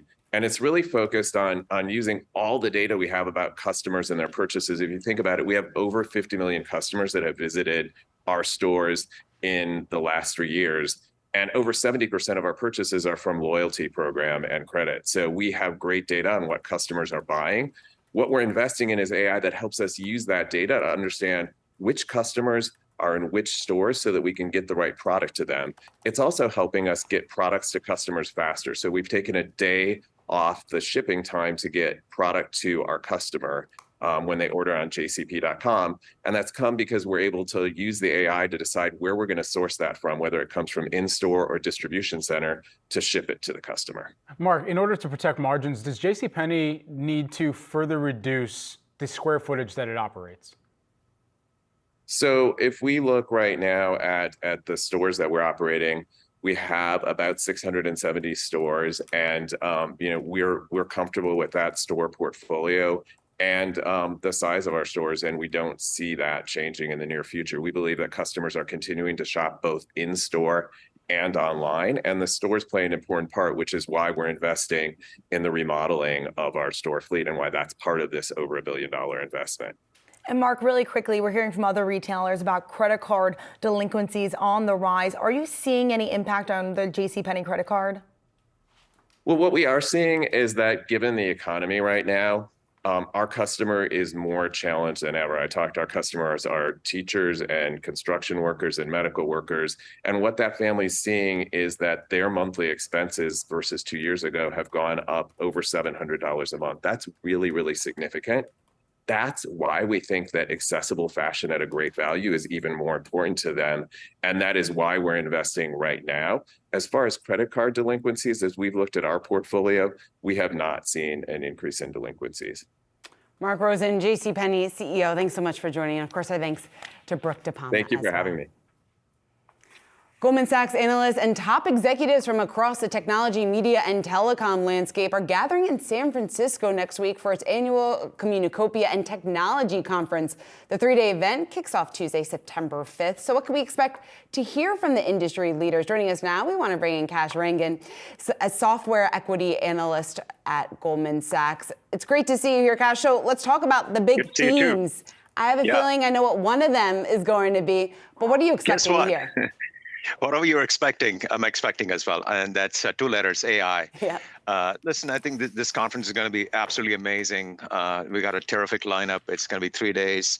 We're going to have, I forget what, more than 700 representatives from tech, media, telecom companies present. I think the key thing everybody's looking for, at least what I'm looking for, what I'm telling clients what to look for is what kind of uptake we're going to see with generative AI when it goes to calendar 24. We've seen a slew of launches from the likes of Microsoft, Salesforce, ServiceNow, Adobe, and the list goes on. Practically every technology company has an AI offering. And they hope to get more customer wallet share in return for all the productivity. So when is that going to start to really manifest in revenue is one question. Number two, what's happening with macro? I mean, last year, same point in time, we were headed into this inflation spiral, stasis in decision making, and company growth rates start to really decelerate as you start to look at the leading indicators. Now we're at a point where things are stabilizing, right? So the second big question is, what is your macro outlook? What is the pulse of the spending environment? What do budgets for calendar 24 look like? And third is, when are you going to start to hire? There's no growth in the software industry unless you really hire. It's a very headcount intensive industry. So we've been going through layoffs and freezes in hiring. And when is that going to start to turn around? When do you see the demand signals, green shoots that will prompt you to hire? If hiring comes back, growth's going to come back next year. So those are the three big things. Cash, from your perspective, what company needs to have an MVP-like performance at Communicopia in order to save investors' attention, or at least some fanfare, or perhaps reinvigorate it around their company as we go into the fourth quarter of this year? Minimum viable product or most valuable player? Which one? Most valuable player. Okay, because I'm in the tech industry, right? MVP has a slightly different. I think if you look at the two leading tech companies that, at least from investors' perspective, have been leading the charge with generative AI, it's NVIDIA and Microsoft, and both companies are going to be presenting. And I think we're going to have, very fortunate to have CFO of Microsoft, Amy Hood. She doesn't present at much conferences. We're very fortunate to have her. We're going to discuss pricing power of the Copilot. Looks like every company is launching a Copilot. We're going to have more Copilots than pilots, but that's okay. It's all meant to boost productivity. So I think they are the first ones off the gate in software land with what we would call in the tech industry minimum viable product, as you would call it, a most valuable player. So I think Microsoft is the number one on that list with a very interesting product right off the gate. And I would not rule out Adobe. The CEO of Adobe rarely presents at conferences, and he's going to be with us. He's going to talk about the generative AI products that can be infused into the core creative family, Firefly, a whole bunch of things, Salesforce. Number 4 on that list would be ServiceNow. I think we're going to hear a lot of most valuable player type, most valuable product type insertions in the mix. Cash, I think there's a lot of investors out there trying to figure out whether all this hype, whether all this excitement over AI, if it's a bit overdone given where the technology is and how companies are using it. Do you think there is a case for that at all at this stage? I think the timing of when all this stuff comes to fruition was probably a little aggressive in our minds, investors' minds. I'll take some of the blame as well. And so we're going to start to see this manifest. Let's take Microsoft. A Copilot was announced. It was priced at $30 per user per month, much higher than what the market thought. And it's not yet made generally available. Now the expectation is that it's going to start to manifest in revenue in June quarter of 2024. So that's a good 9 months away. I think there was an expectation that given how magical this technology is, you put it out and people start using it, it starts to have immediate impact on revenue. That's what tech investors want, but unfortunately, that's not going to be the case. It's going to take another 6 to 9 months. I think the timing is the key disappointment versus people's expectations. But I think as far as what the technology itself can do, oddly, the more time we give it to start to come to fruition, the more effective it's likely going to be. What is an acceptability in terms of time range where investors need to see some type of flow through to margins as a result of generative AI announcements and then investments, to which we still don't know definitive figures for some of these companies and how much they're putting towards these initiatives? Yeah, I think there's two phases. One is learning, and then the other is inference, to use a technical term. Learning is very capital intensive, so you need the likes of NVIDIA GPUs, Microsoft hyperscaler, Google. Let's not count Google out, right? They're all in the mix. So this learning process is going to be very capital intensive, and it's very data intensive, compute intensive. And after we're done with all the learning, then we put the learning to work, and that's the inference phase. So The inference phase is high margin stuff, right? That's when all the pricing power that we all want software companies to exercise and go out and have an Adobe charge for the new creative Firefly, or Salesforce charge more for the new products, the GPT-oriented family, and ServiceNow with the Pro Plus and Microsoft Copilot. All that happens in the inference phase. So that's when the incremental cost for that incremental ASP uptick we're going to get is still going to be very de minimis. That's when the margins really start to come to fruition. But right now, we got to accept the fact that this is very capital intensive. We got to going to take that hit on margins in return for the inference and the pricing and the big margin lift we could see in calendar 24. Does that make sense? That does make a heck of a lot of sense. And then this also brings me to the question I want to ask you just about the first mover advantage and how much of a benefit some of these names like NVIDIA, like you were talking about before, Microsoft, even Google on that list. Yes, they have invested a lot into AI up until this point. And yes, they have a very wide lead. But how worried, or I guess how quickly do you see some of their rivals potentially catching up to them? I think in this generative AI game, there's going to be a few large language models and many not so large language models that are going to be domain specific. Sort of like application software, you have the big ERP companies, like SAP, Oracle. Then you have the vertical specific companies that are very in charge of their domains, whether it's healthcare or financial services. They own that vertical and they're really, really good at it, but they cannot solve all of world's problems. In a similar way, what you're going to see is that the big companies, whether it's Microsoft, Google, maybe Meta, and a couple of others, really have the wherewithal to be able to train these large language models that can comb the entire world and solve many problems, many questions, but not really super deep in the domains. So to be able to train these models, put the compute behind it, it's extremely costly. Not many people have the scale and the smarts to be able to do it, right? So I think we're going to have 3 or 4 companies max really be in the fray for large language models. And then after that, we're going to see an Adobe specific medium language model, a Salesforce specific model, a ServiceNow specific model, an Intuit specific model, so on and so forth. That is not going to be that contested because that language model is going to speak that particular domain of personal taxes if you're Intuit, service automation if you're ServiceNow, creative artist productivity boost if you're Adobe. Those are relatively locked in. The chances for competition to come and unseat that learning that can happen with these models that work with Adobe, work with Salesforce, work with ServiceNow, that's going to be a little bit hard to surround. But that does not mean that there's not going to be new entrants in the space. You're going to find new architectures, new applications, and new problems be attacked by the startups, and there's going to be more net new revenues that will not necessarily affect the incumbents, at least for the first couple of years. Yeah, well, we're going to be watching closely to see where utilization hits critical mass, because I'm still waiting for some managed blockchains to come about here, Cash. I know that was talked about several years ago, so we'll see if generative AI can prove to be very, very different here. Cash Rangan, who is the Goldman Sachs U.S. Software Equity Research Analyst, thanks so much for the time. Thank you for having me. Absolutely. And a quick programming note as well. Our very own Brian Sazi heading out to San Francisco. There you see him on his flight for Goldman Sachs Communicopia and Technology Conference. Be sure to tune in next week. You'll hear from the top movers and shakers in tech, media, and telecoms on what's driving the industry forward.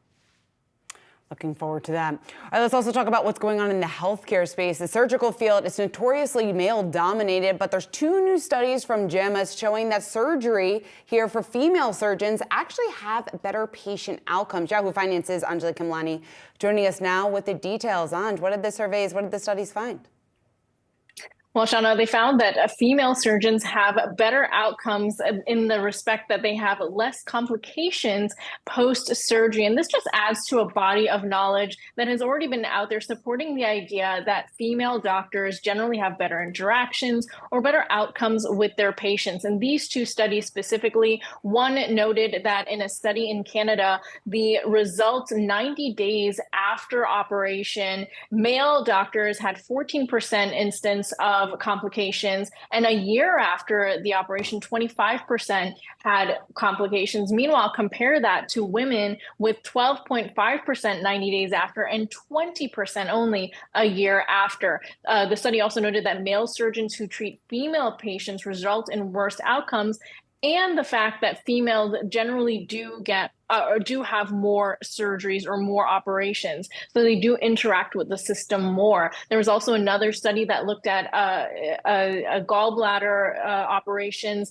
over in Sweden that similarly showed that males had poor outcomes. So whether it was a smaller pool or a larger pool of about 1 million in the studies, the results showed about the same. And again, to that point, it shows what we've already seen in the industry. Now, our former White House COVID czar, Dr. Ashish Jha, took to X to post about this and said that there is, while we do know all this information, that information is building.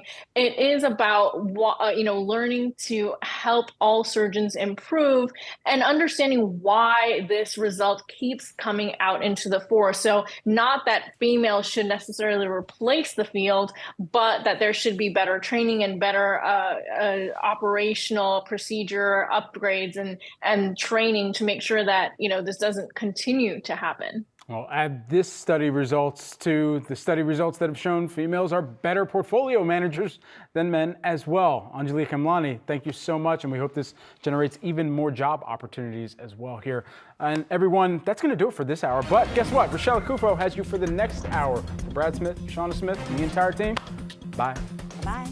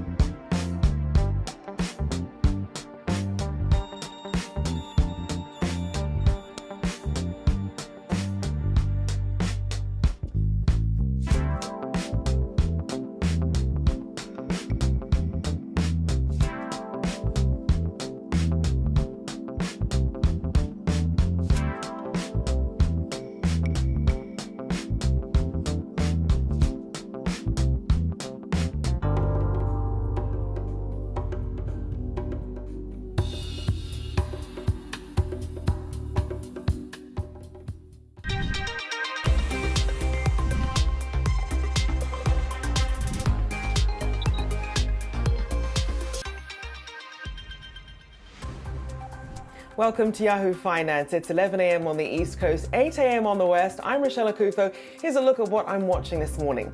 In a bid to avoid a possible EU antitrust fine, Microsoft will unbundle its Teams app from its Office product. But will this be enough to curb regulators?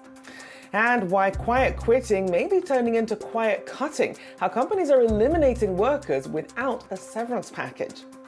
Plus, it's not a cruel summer for AMC shareholders after Taylor Swift announced her Eras Tour concert film will be coming to a theater near you. We'll discuss what this means for the industry this hour. But first, let's take a look at how the major indices are faring an hour and a half into the trading day.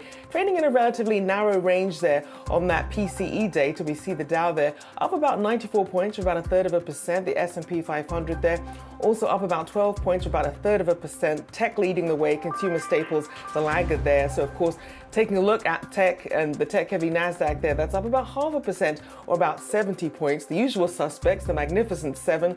A little bit of pressure from Microsoft this morning, but tech leading the way there in the Nasdaq. Let's also check in on the Treasury market as we, of course, await the big jobs number that's also going to be coming out this week. We've got the 5-year under a little bit of pressure here, down about 1/3% here. The 10-year pulling back as well by about 0.6%, but still above that key 4% mark. And also taking a look at the longest 30-year yields, we're seeing that's down about 0.8% on the day, ever so slightly. Well, the EU Commission for Competition strikes once again. Microsoft will unbundle its chat and video conference service Teams from its Office suite to avoid fines from the regulator. Now, this comes after the EU launched an investigation saying that bundling the Teams app with its productivity software could be an abuse of the tech giant's dominant position. Yahoo Finance reporter Dan Howley here to tell us more. So, Dan, break this down for us. What does this decision do? Yeah, basically Microsoft is, as you said, trying to avoid an antitrust action by the European Commission. By doing this, they're pulling Teams out of the Microsoft 365 productivity suite. Essentially, when they were previously selling it, Teams was bundled with that software, and you couldn't uninstall it. And so that resulted in Slack, which is now owned by Salesforce, to go ahead and lodge a complaint with the EU saying this is unfair, it's anti-competitive. Microsoft is essentially, blocking us out and ensuring that people use their Teams software.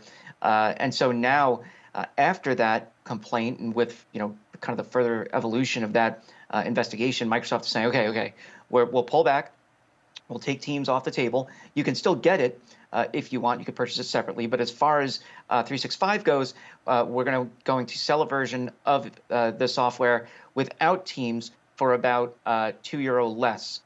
So that's going to be the way that Microsoft hopes that it avoids any kind of antitrust action in the EU. And it's worth pointing out that the EU has been far and away the leader when it comes to antitrust actions against big tech compared to the US. Now, there's often a discussion of anti-American bias as far as the tech companies go, or tech company bias as far as the EU goes. But this is clearly something that Microsoft is aware of. It also comes as they recently won the ability to go ahead and purchase Activision Blizzard in the EU. Now, that deal is still pending potential actions by the UK and the US with the FTC and the Competition and Markets Authority. But as far as this goes, it's essentially Microsoft kind of saying, okay, we don't want any trouble. Please don't hurt us. We'll back off. We'll put down the cannoli. That's all,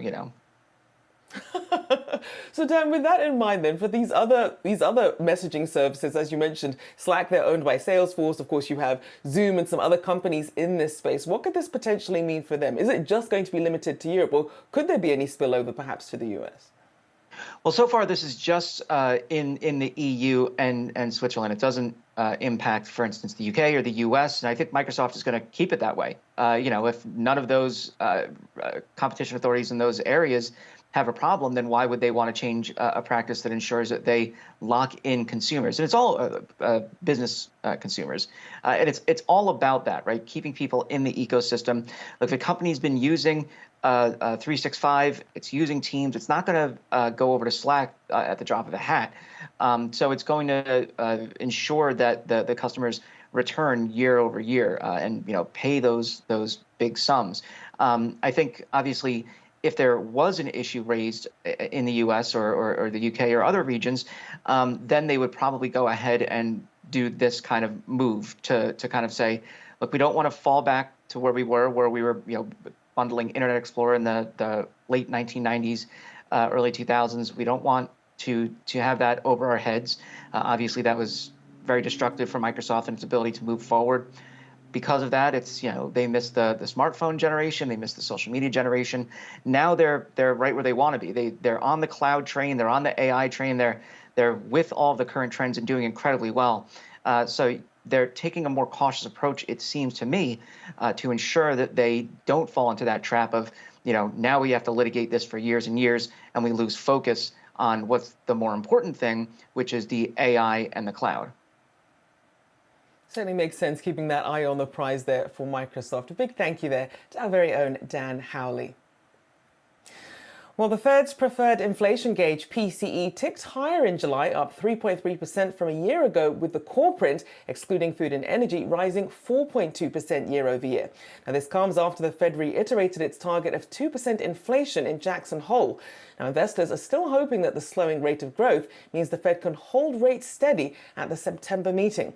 Joining us now with his perspective on what we can expect for markets is Sean O'Hara, Pacer ETF president. Good to have you on the show, Sean. So break down the reaction to this PCE data. We know that the Fed won't just look at one thing, and there's a lot of time still to go between these meetings. But what are your big takeaways as to how you think the Fed is looking at this data? Well, thanks for having me. I think the Fed has been pretty consistent the whole time with regard to what they're looking at. They're looking at their target and they're trying to get there. I don't think what's currently going on in the market is going to back them off of their current path of continuing to tighten and potentially even raise rates some more. The big driver and the thing I think they're most worried about is that, the price of oil, for example, has gone up over 20% in the last 30 days. And oil's in almost everything. It's in transportation, manufacturing, it's in heating our homes and running our businesses. And so if that spike in energy sort of reverses the course of slowing inflation, I think that'll give the Fed everything that they need in order to continue on their path. I think the market has sort of been going up and down, if you will, based on two camps. One that thinks eventually they're going to pivot and bring rates down, and the other who thinks that they're going to continue to stay the course. I'm in the stay the course crowd, which means I think the market, as far as overall valuation, is potentially susceptible to a little contraction because inflation is remaining fairly stubborn. So being in that stay the course camp, then, what are some of your stock picks at the moment to sort of ride this storm out as you're taking that view? Yeah, I mean, I think in this environment, everybody's talking about the Magnificent Seven, and they're certainly, had a great run so far, at least up until the last month or so. I think perhaps the last month or so they've pulled back. I think in this environment, I think you want to buy stocks that pay dividends, give you a little bit of money today. I would think you want to lower your overall portfolio's PE before the market potentially does that to you. And so I think as you think about it, the energy names are historically cheap. We are overweight energy in one of our large funds. We like outside the U.S., for example. We've been underweight as investors here in the United States, international and global, and there certainly are cheaper opportunities to invest over there with single-digit PEs and in some cases very, very competitive dividends. So I think, you need to be thinking about, is it time to rebalance? I'm not saying completely get out of, attacking the big seven, but I think reorienting the portfolio a little bit towards other things makes sense. Every once in a while or so, we get in this position where a small number of stocks drive the market. It happens, but it never lasts. And so if it's never going to last, then you have to think, well, what does it not lasting look like? And it either looks like those big names come back down to earth, or the rest of the market picks back up and catches up. In either case, remaining cap weighted, in other words, just buying the broad index like the S&P 500 or the NASDAQ 100, doesn't do very well in that environment. If the big names come down, you're going to have an overweight to those names, and so you're going to suffer from that. And if the rest of the market catches up to them, there's not enough weight in those broad indexes to really be meaningful. So thinking about alternative weighting schemes like equal weight or weighting your portfolio by something other than market cap is a way perhaps to think about the rest of this year. And as you know, you say investors are going to live and die by 10 names on the S&P 500. The rest are almost irrelevant then. So then what are some of the risks and opportunities that come when you do have this sort of hyper focus on these 10 tech stocks that are really lifting everybody else? What are some of the risks and opportunities that come with that? Yeah, well, the obvious risk is that those tend to come back down to earth, right? And so when you think about like the S&P 500, the bottom 50% of the names in the S&P 500 only take up 14% of the weight. So perhaps we should be looking in the bottom 50% in terms of market cap in the S&P 500 to find names that will give us better returns. We believe at Pacer in a metric on the value side called free cash flow yield, which is essentially just a measure of what you're paying for a stock in terms of the amount of free cash flow you get in return. And those strategies in the last 90 days have actually been outpacing the market. So we lagged the market with that strategy for the first 3 months. The last couple of months, they've been picking up as we've seen this somewhat of a rotation. So I think, again, you got to look outside of those big 10 names and can't be completely exposed to them. And you're probably too exposed to them if you own broad-based indexes like the S&P or the NASDAQ 100, because those names take up so much space in terms of the total weight in those portfolios. And to that point, John, I mean, especially when you look at where valuations are, for some of these investors who perhaps didn't jump in and miss the rally, you mentioned also looking internationally. Where are some of the outside of the U.S. opportunities that you see here? Well, like global as an example, which would be sort of a combination of U.S. and international, as a place where we have a fund that's done very well so far this year. It trades at a very, very low multiple, and it pays a very competitive dividend. International has been somewhat cheap. And then if you want to stay in the U.S., small caps are something that perhaps you should look at. But again, I think you should be careful with small caps. They have a different problem than the bigger market cap weighted indexes, and that is that the big small cap indexes, about 30 to 40% of those names don't make any money. And they're really going to get hurt by rising interest rates, because the way they take on debt, which they tend to do more than large cap names, is through these 90-day revolver facilities like bank loans. And so as rates rise, it makes it more difficult for those that have this outstanding debt to kind of meet that debt service. So our approach to small cap is to limit it to the 100 stocks that have the highest free cash flow yield, for example, or the highest free cash flow margin. So buy healthy companies in small cap that are profitable versus that chasing the whole benchmark. Certainly important to point out those nuances there as people, try and jump on this rally and wondering where to fit in here, but obviously with some caution. A big thank you there to Sean O'Hara, Pacer ETF President. Thank you for your time this morning. Have a good day. Well, I'm watching shares of CrowdStrike jumping this morning after reporting better than expected financial results and boosting its full-year fiscal outlook. You can see they're up more than 9.5%. Now, the cybersecurity company saw revenue rise 37% from a year ago and expects it to keep growing, expecting full-year revenue between $3.03 billion to $3.04 billion. Now, investors seem buoyed by the results. One analyst from RBC Capital Markets saying they're, quote, impressed with the strength in profitability. Now, the stock has climbed year to date, up over 55%. All right, all your markets action still ahead. Stay tuned. You're watching Yahoo Finance. What is the overall concern, or at least the acknowledgement that investors should be giving towards what's taking place in China right now? China is the second largest economy, so it's going to have ripple effects across the entire global economy. Whether or not it's, the fact that they're seeing weaker demand, they're seeing deflation happen, it all has to factor into how you see the global economy performing in the next 2, 3, 4 quarters.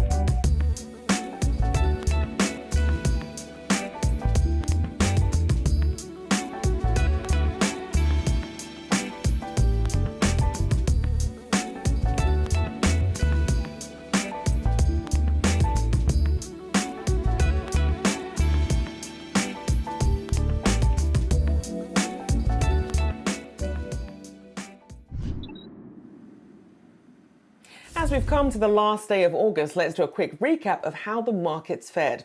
Now, the Nasdaq 100 is set for its largest decline this year, and the S&P 500 is headed for its worst monthly performance since February.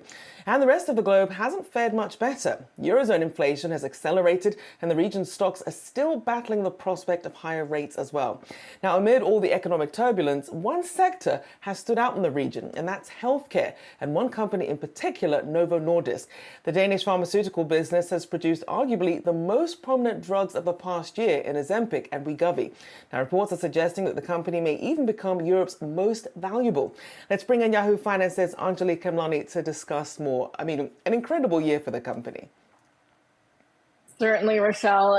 You know, of course, because of those two drugs, the weight loss frenzy, basically its production capacity is the only thing standing in its way of getting even more revenue into the company, which is why data visualization firm Charter just said that it has catapulted to the second most valuable in Europe, just behind the parent company of Louis Vuitton, looking at the combined worth of more than McDonald's and Netflix together. Can you imagine how big that is? Now, what's driving all this? Of course, those two drugs in particular, but the class of drugs, GLP-1s, is playing a role. If you look at Novo Nordisk's most recent earnings, you could see that they reported a 49% increase in sales of those drugs in particular, as well as a 158% increase in obesity care. And that's where Wegovy falls under. So you can already see the numbers building up. We know, of course, they've had to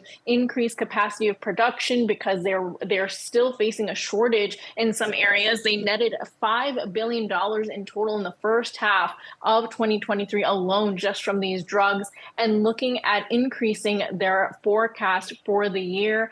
And as of right now, GLP-1 drugs account for half of their total sales year to date. So certainly an interesting, phenomenon happening. And the irony of it is the European company, all of this wealth being driven by U.S. sales largely. So certainly an interesting story for the company. Definitely still, a lot of attention on these two drugs. And of course, we know that competitors are set to enter the market, with Eli Lilly also looking at targeting that weight loss area. So it could be that they are enjoying that more than 50% market share just for a little bit longer, but still no stopping that, that boost in sales, that boost in outlook for this year.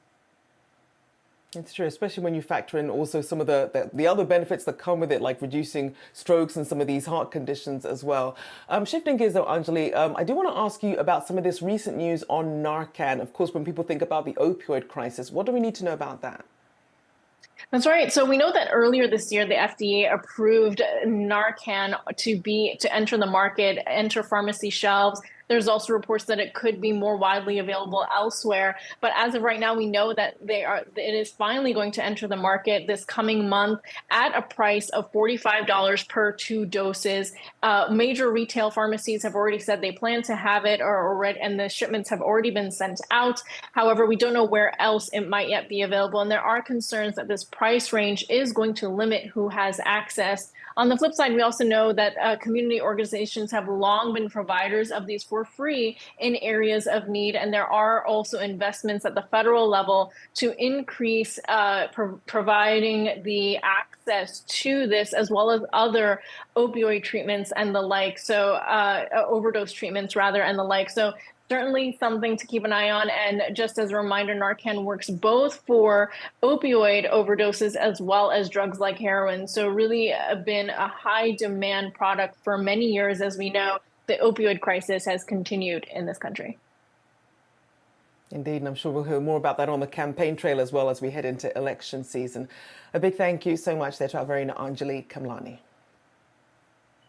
Well, the U.S. Secretary of Commerce, Gina Raimondo, is the latest American emissary trying to stabilize U.S.-China relations and has concluded her 4-day trip to Beijing and Shanghai on an upbeat note. Let's bring in Yahoo Finance's Rick Newman to give us some insight, because, Rick, we knew that there was a little bit of rockiness in some of the conversations that they were having out there. Right. So the story of the Biden administration with regard to China so far has been a kind of decoupling where Biden is trying to reduce the amount of exports we get from China and also reduce U.S. Imports to China of certain types of advanced technology. But there's been kind of a thaw recently. Janet Yellen went to China a couple of months ago. Now the Commerce Secretary, Gina Raimondo, is over there. She'll be back soon.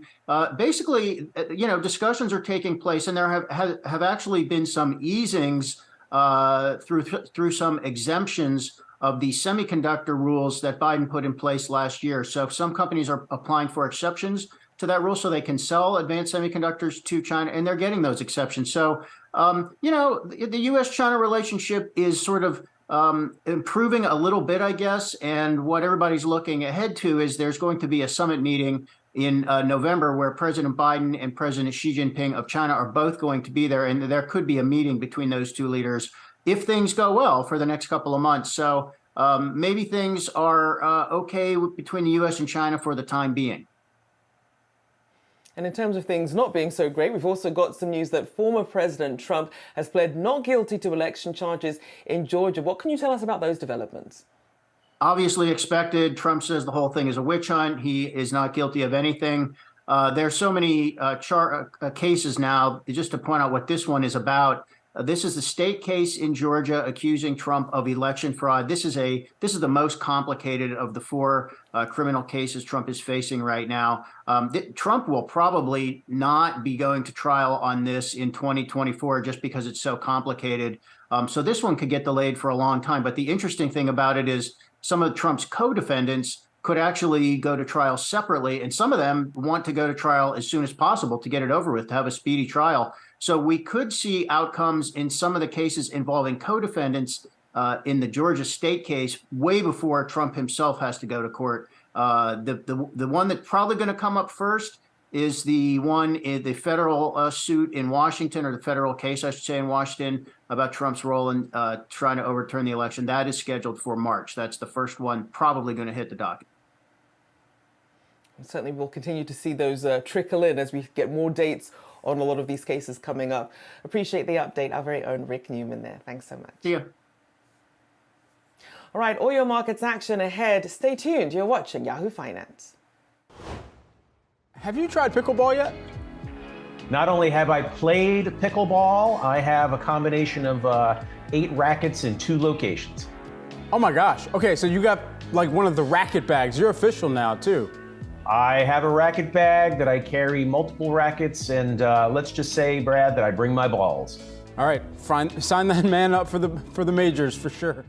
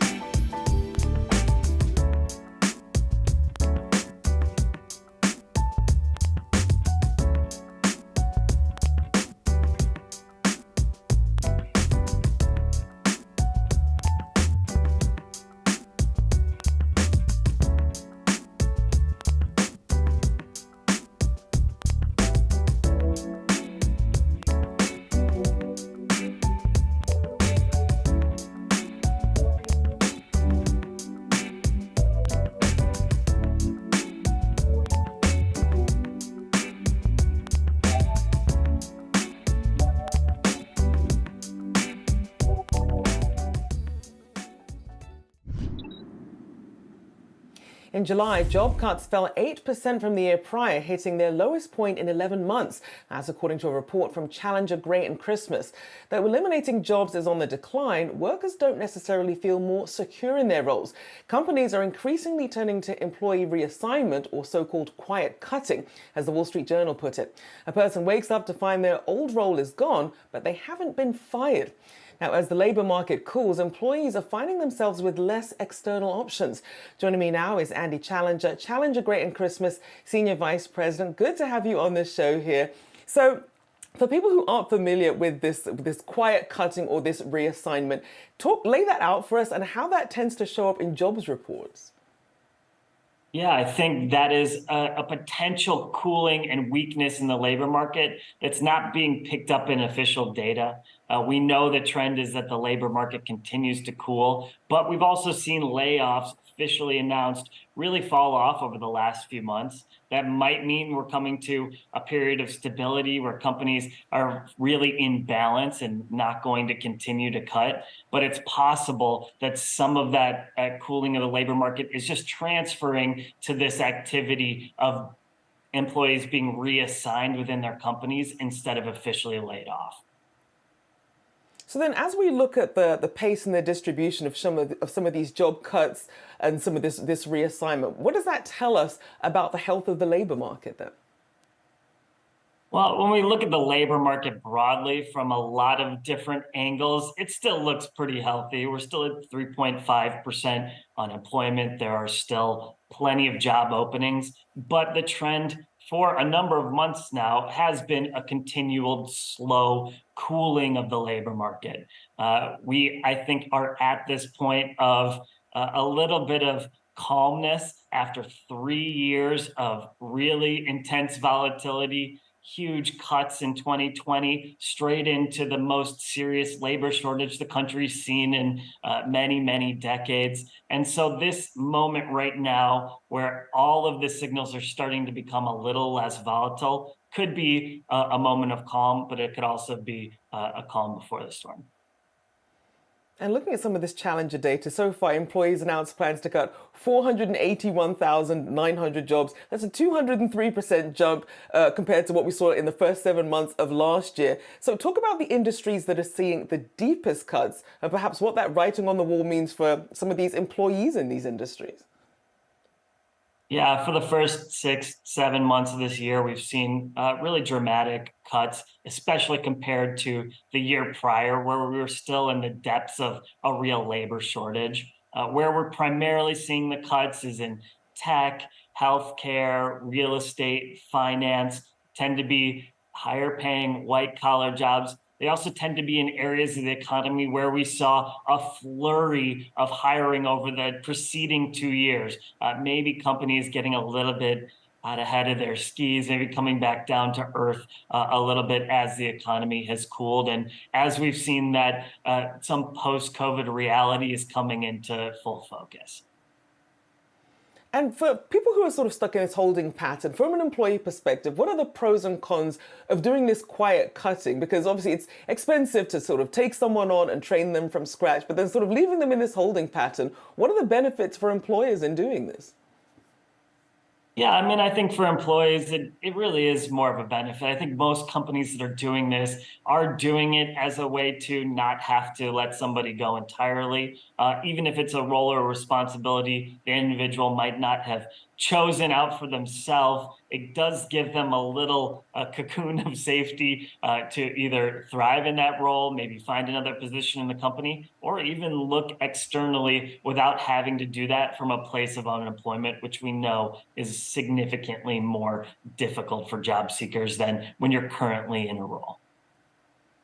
Now, it does remind me of the movie Office Space, where you had, like, you know, Milton, the guy with the red stapler, and they like sort of making things a bit more uncomfortable for him to try to make him quit, you know, like the smaller room, the worse roles. Is there any upside for some of these employers who are, you know, seeing employees who are seeing these job cuts and seeing suddenly their roles changing? Is it more nefarious? Is it just about sort of pushing them out? Or is it about some of these companies waiting to see if they can really fit into other positions? Yeah, I think for the most part, it's not particularly nefarious. I don't think it's a sadistic approach to just cause the most misery to employees so they leave on their own. There's much less costly ways to do that for companies. I'm not saying that's never happened in the history of the world. It's not happening right now, but I would maybe assign that to more particular managers that have issues in and of themselves. For most companies, this reassignment approach is a muscle that they've built up over 2 to 3 years of serious labor shortages, where they're really concerned about turnover, being able to keep people, retention. And this is a much smoother way for most people to transition to a new role, even internally, without having to go through a full layoff and rehiring process.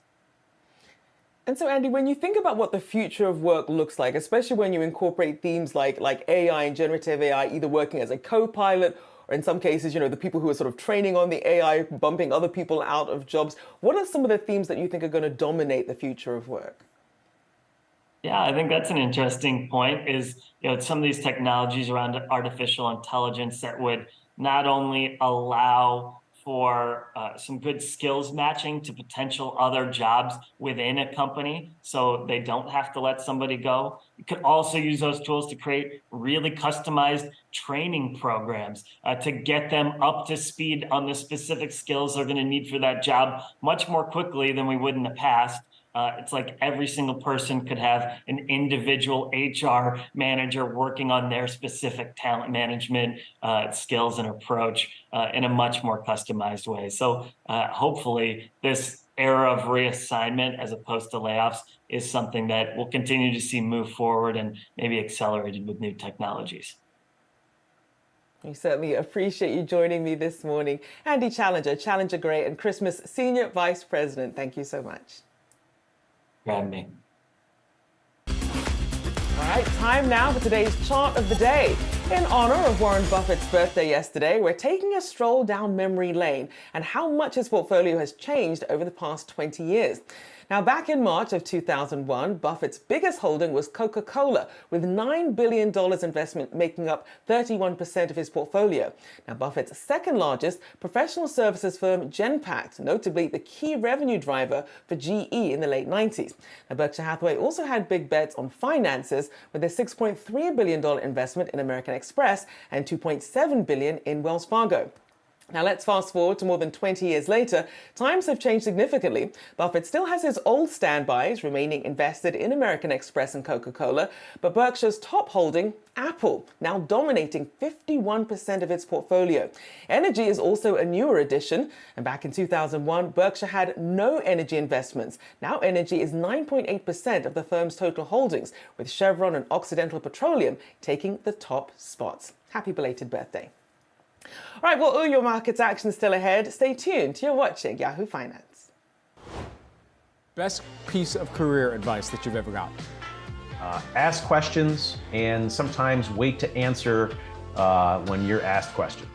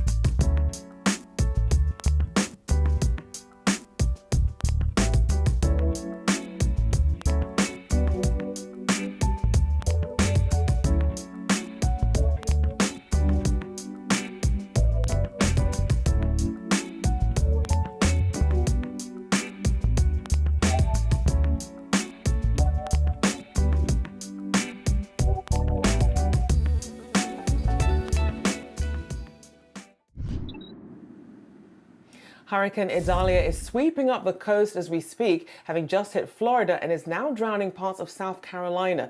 The damage to the cities and the people's property is expected to be high.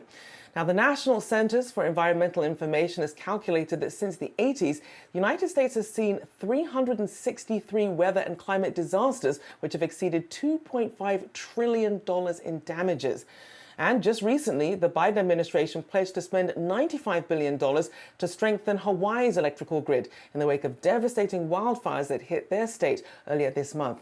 Let's bring in Duke Energy State President Melissa Seixas to discuss this more. Thank you for joining us this morning, Melissa. As we look at some of the damage that we've already seen sweeping and now into the Carolinas, how are you assessing the situation? Well, we are deep in the process of restoration, continuing to assess the more heavily damaged areas, which includes a lot of flooding.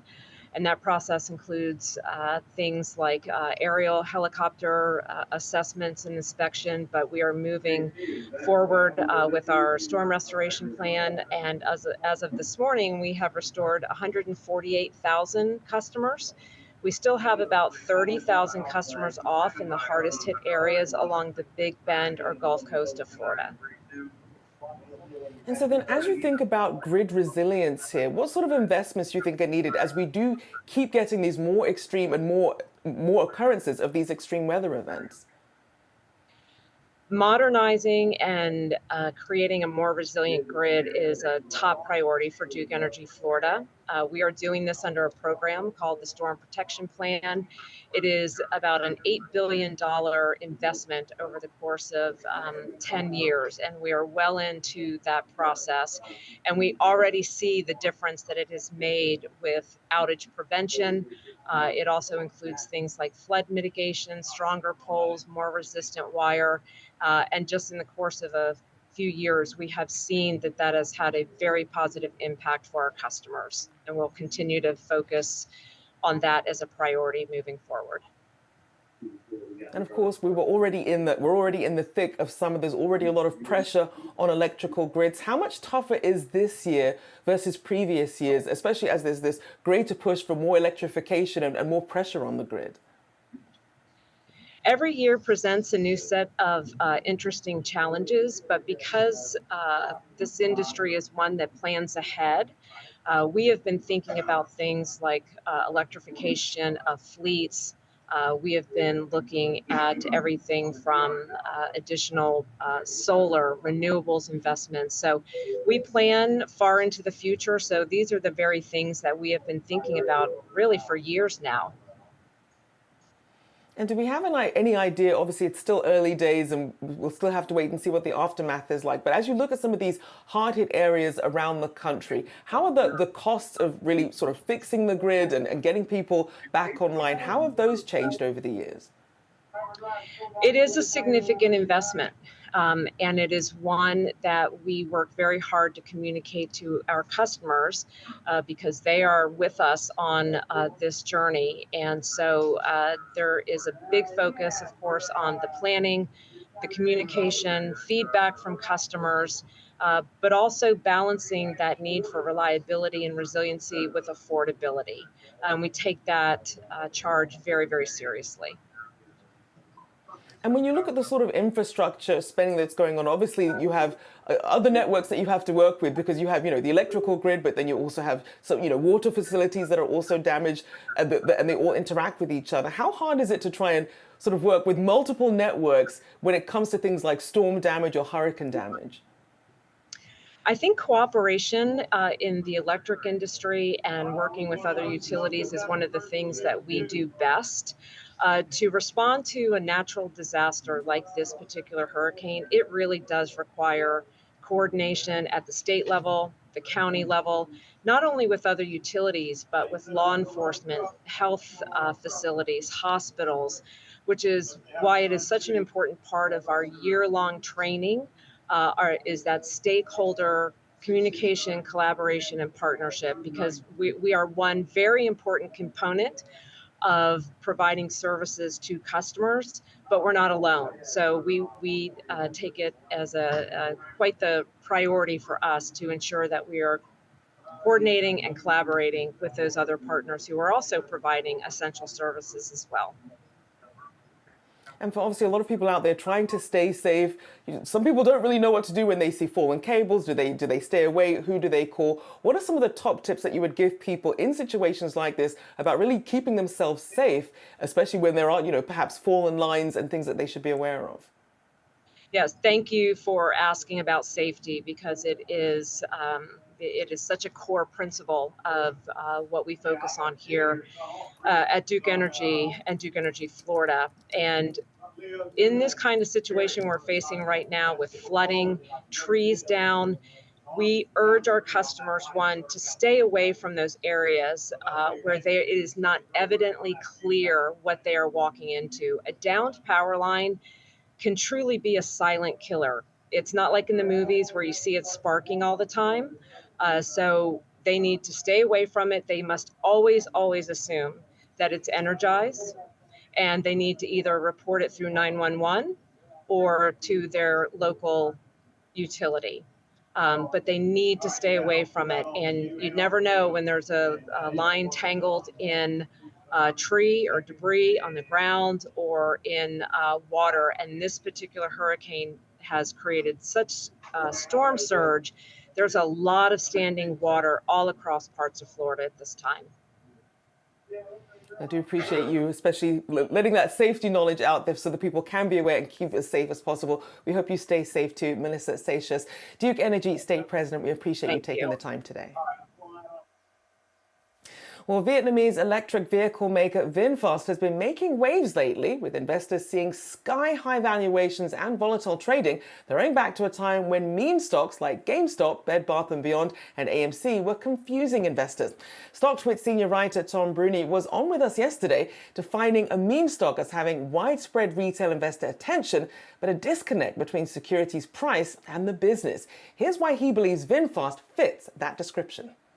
It surged from $10 to over $90 recently, making it the third largest automaker globally at a $200 billion valuation, and yet it only expects to produce about 40,000 cars this year.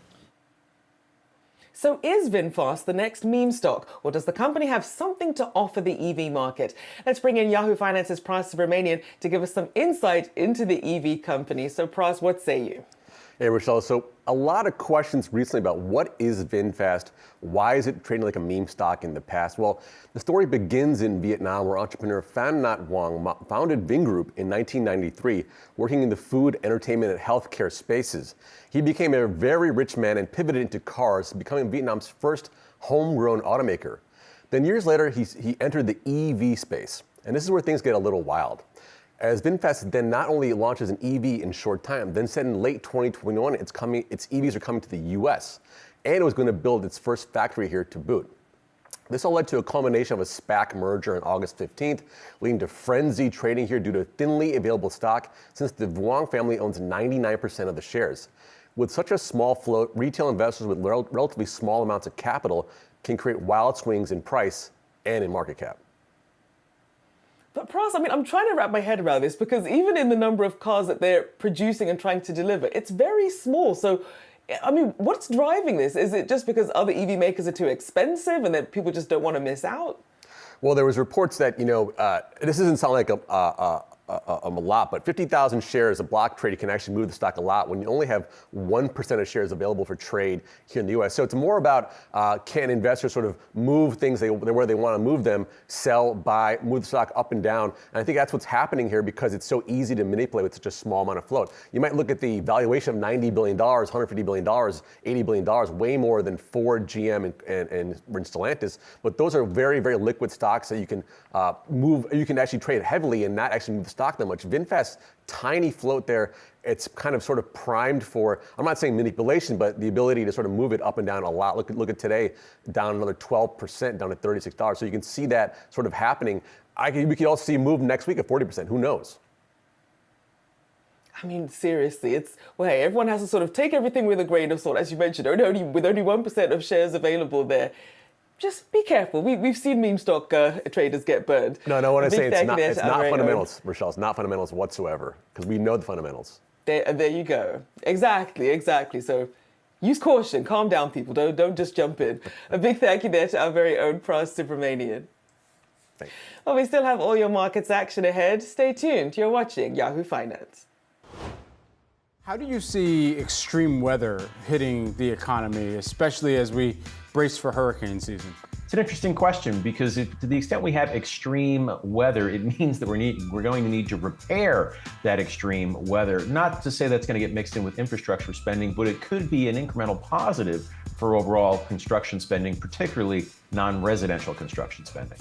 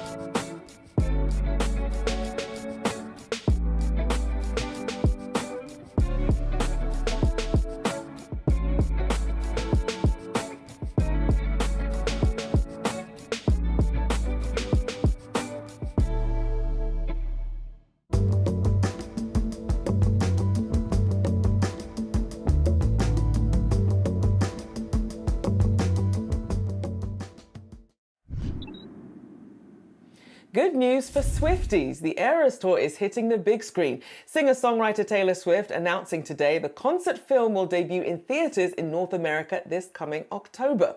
Now, AMC shares are up on that news. And for more on that story, we're joined by Alexandra Canal. So, Ali, you know this Taylor Swift and that business savvy just seems to keep kicking.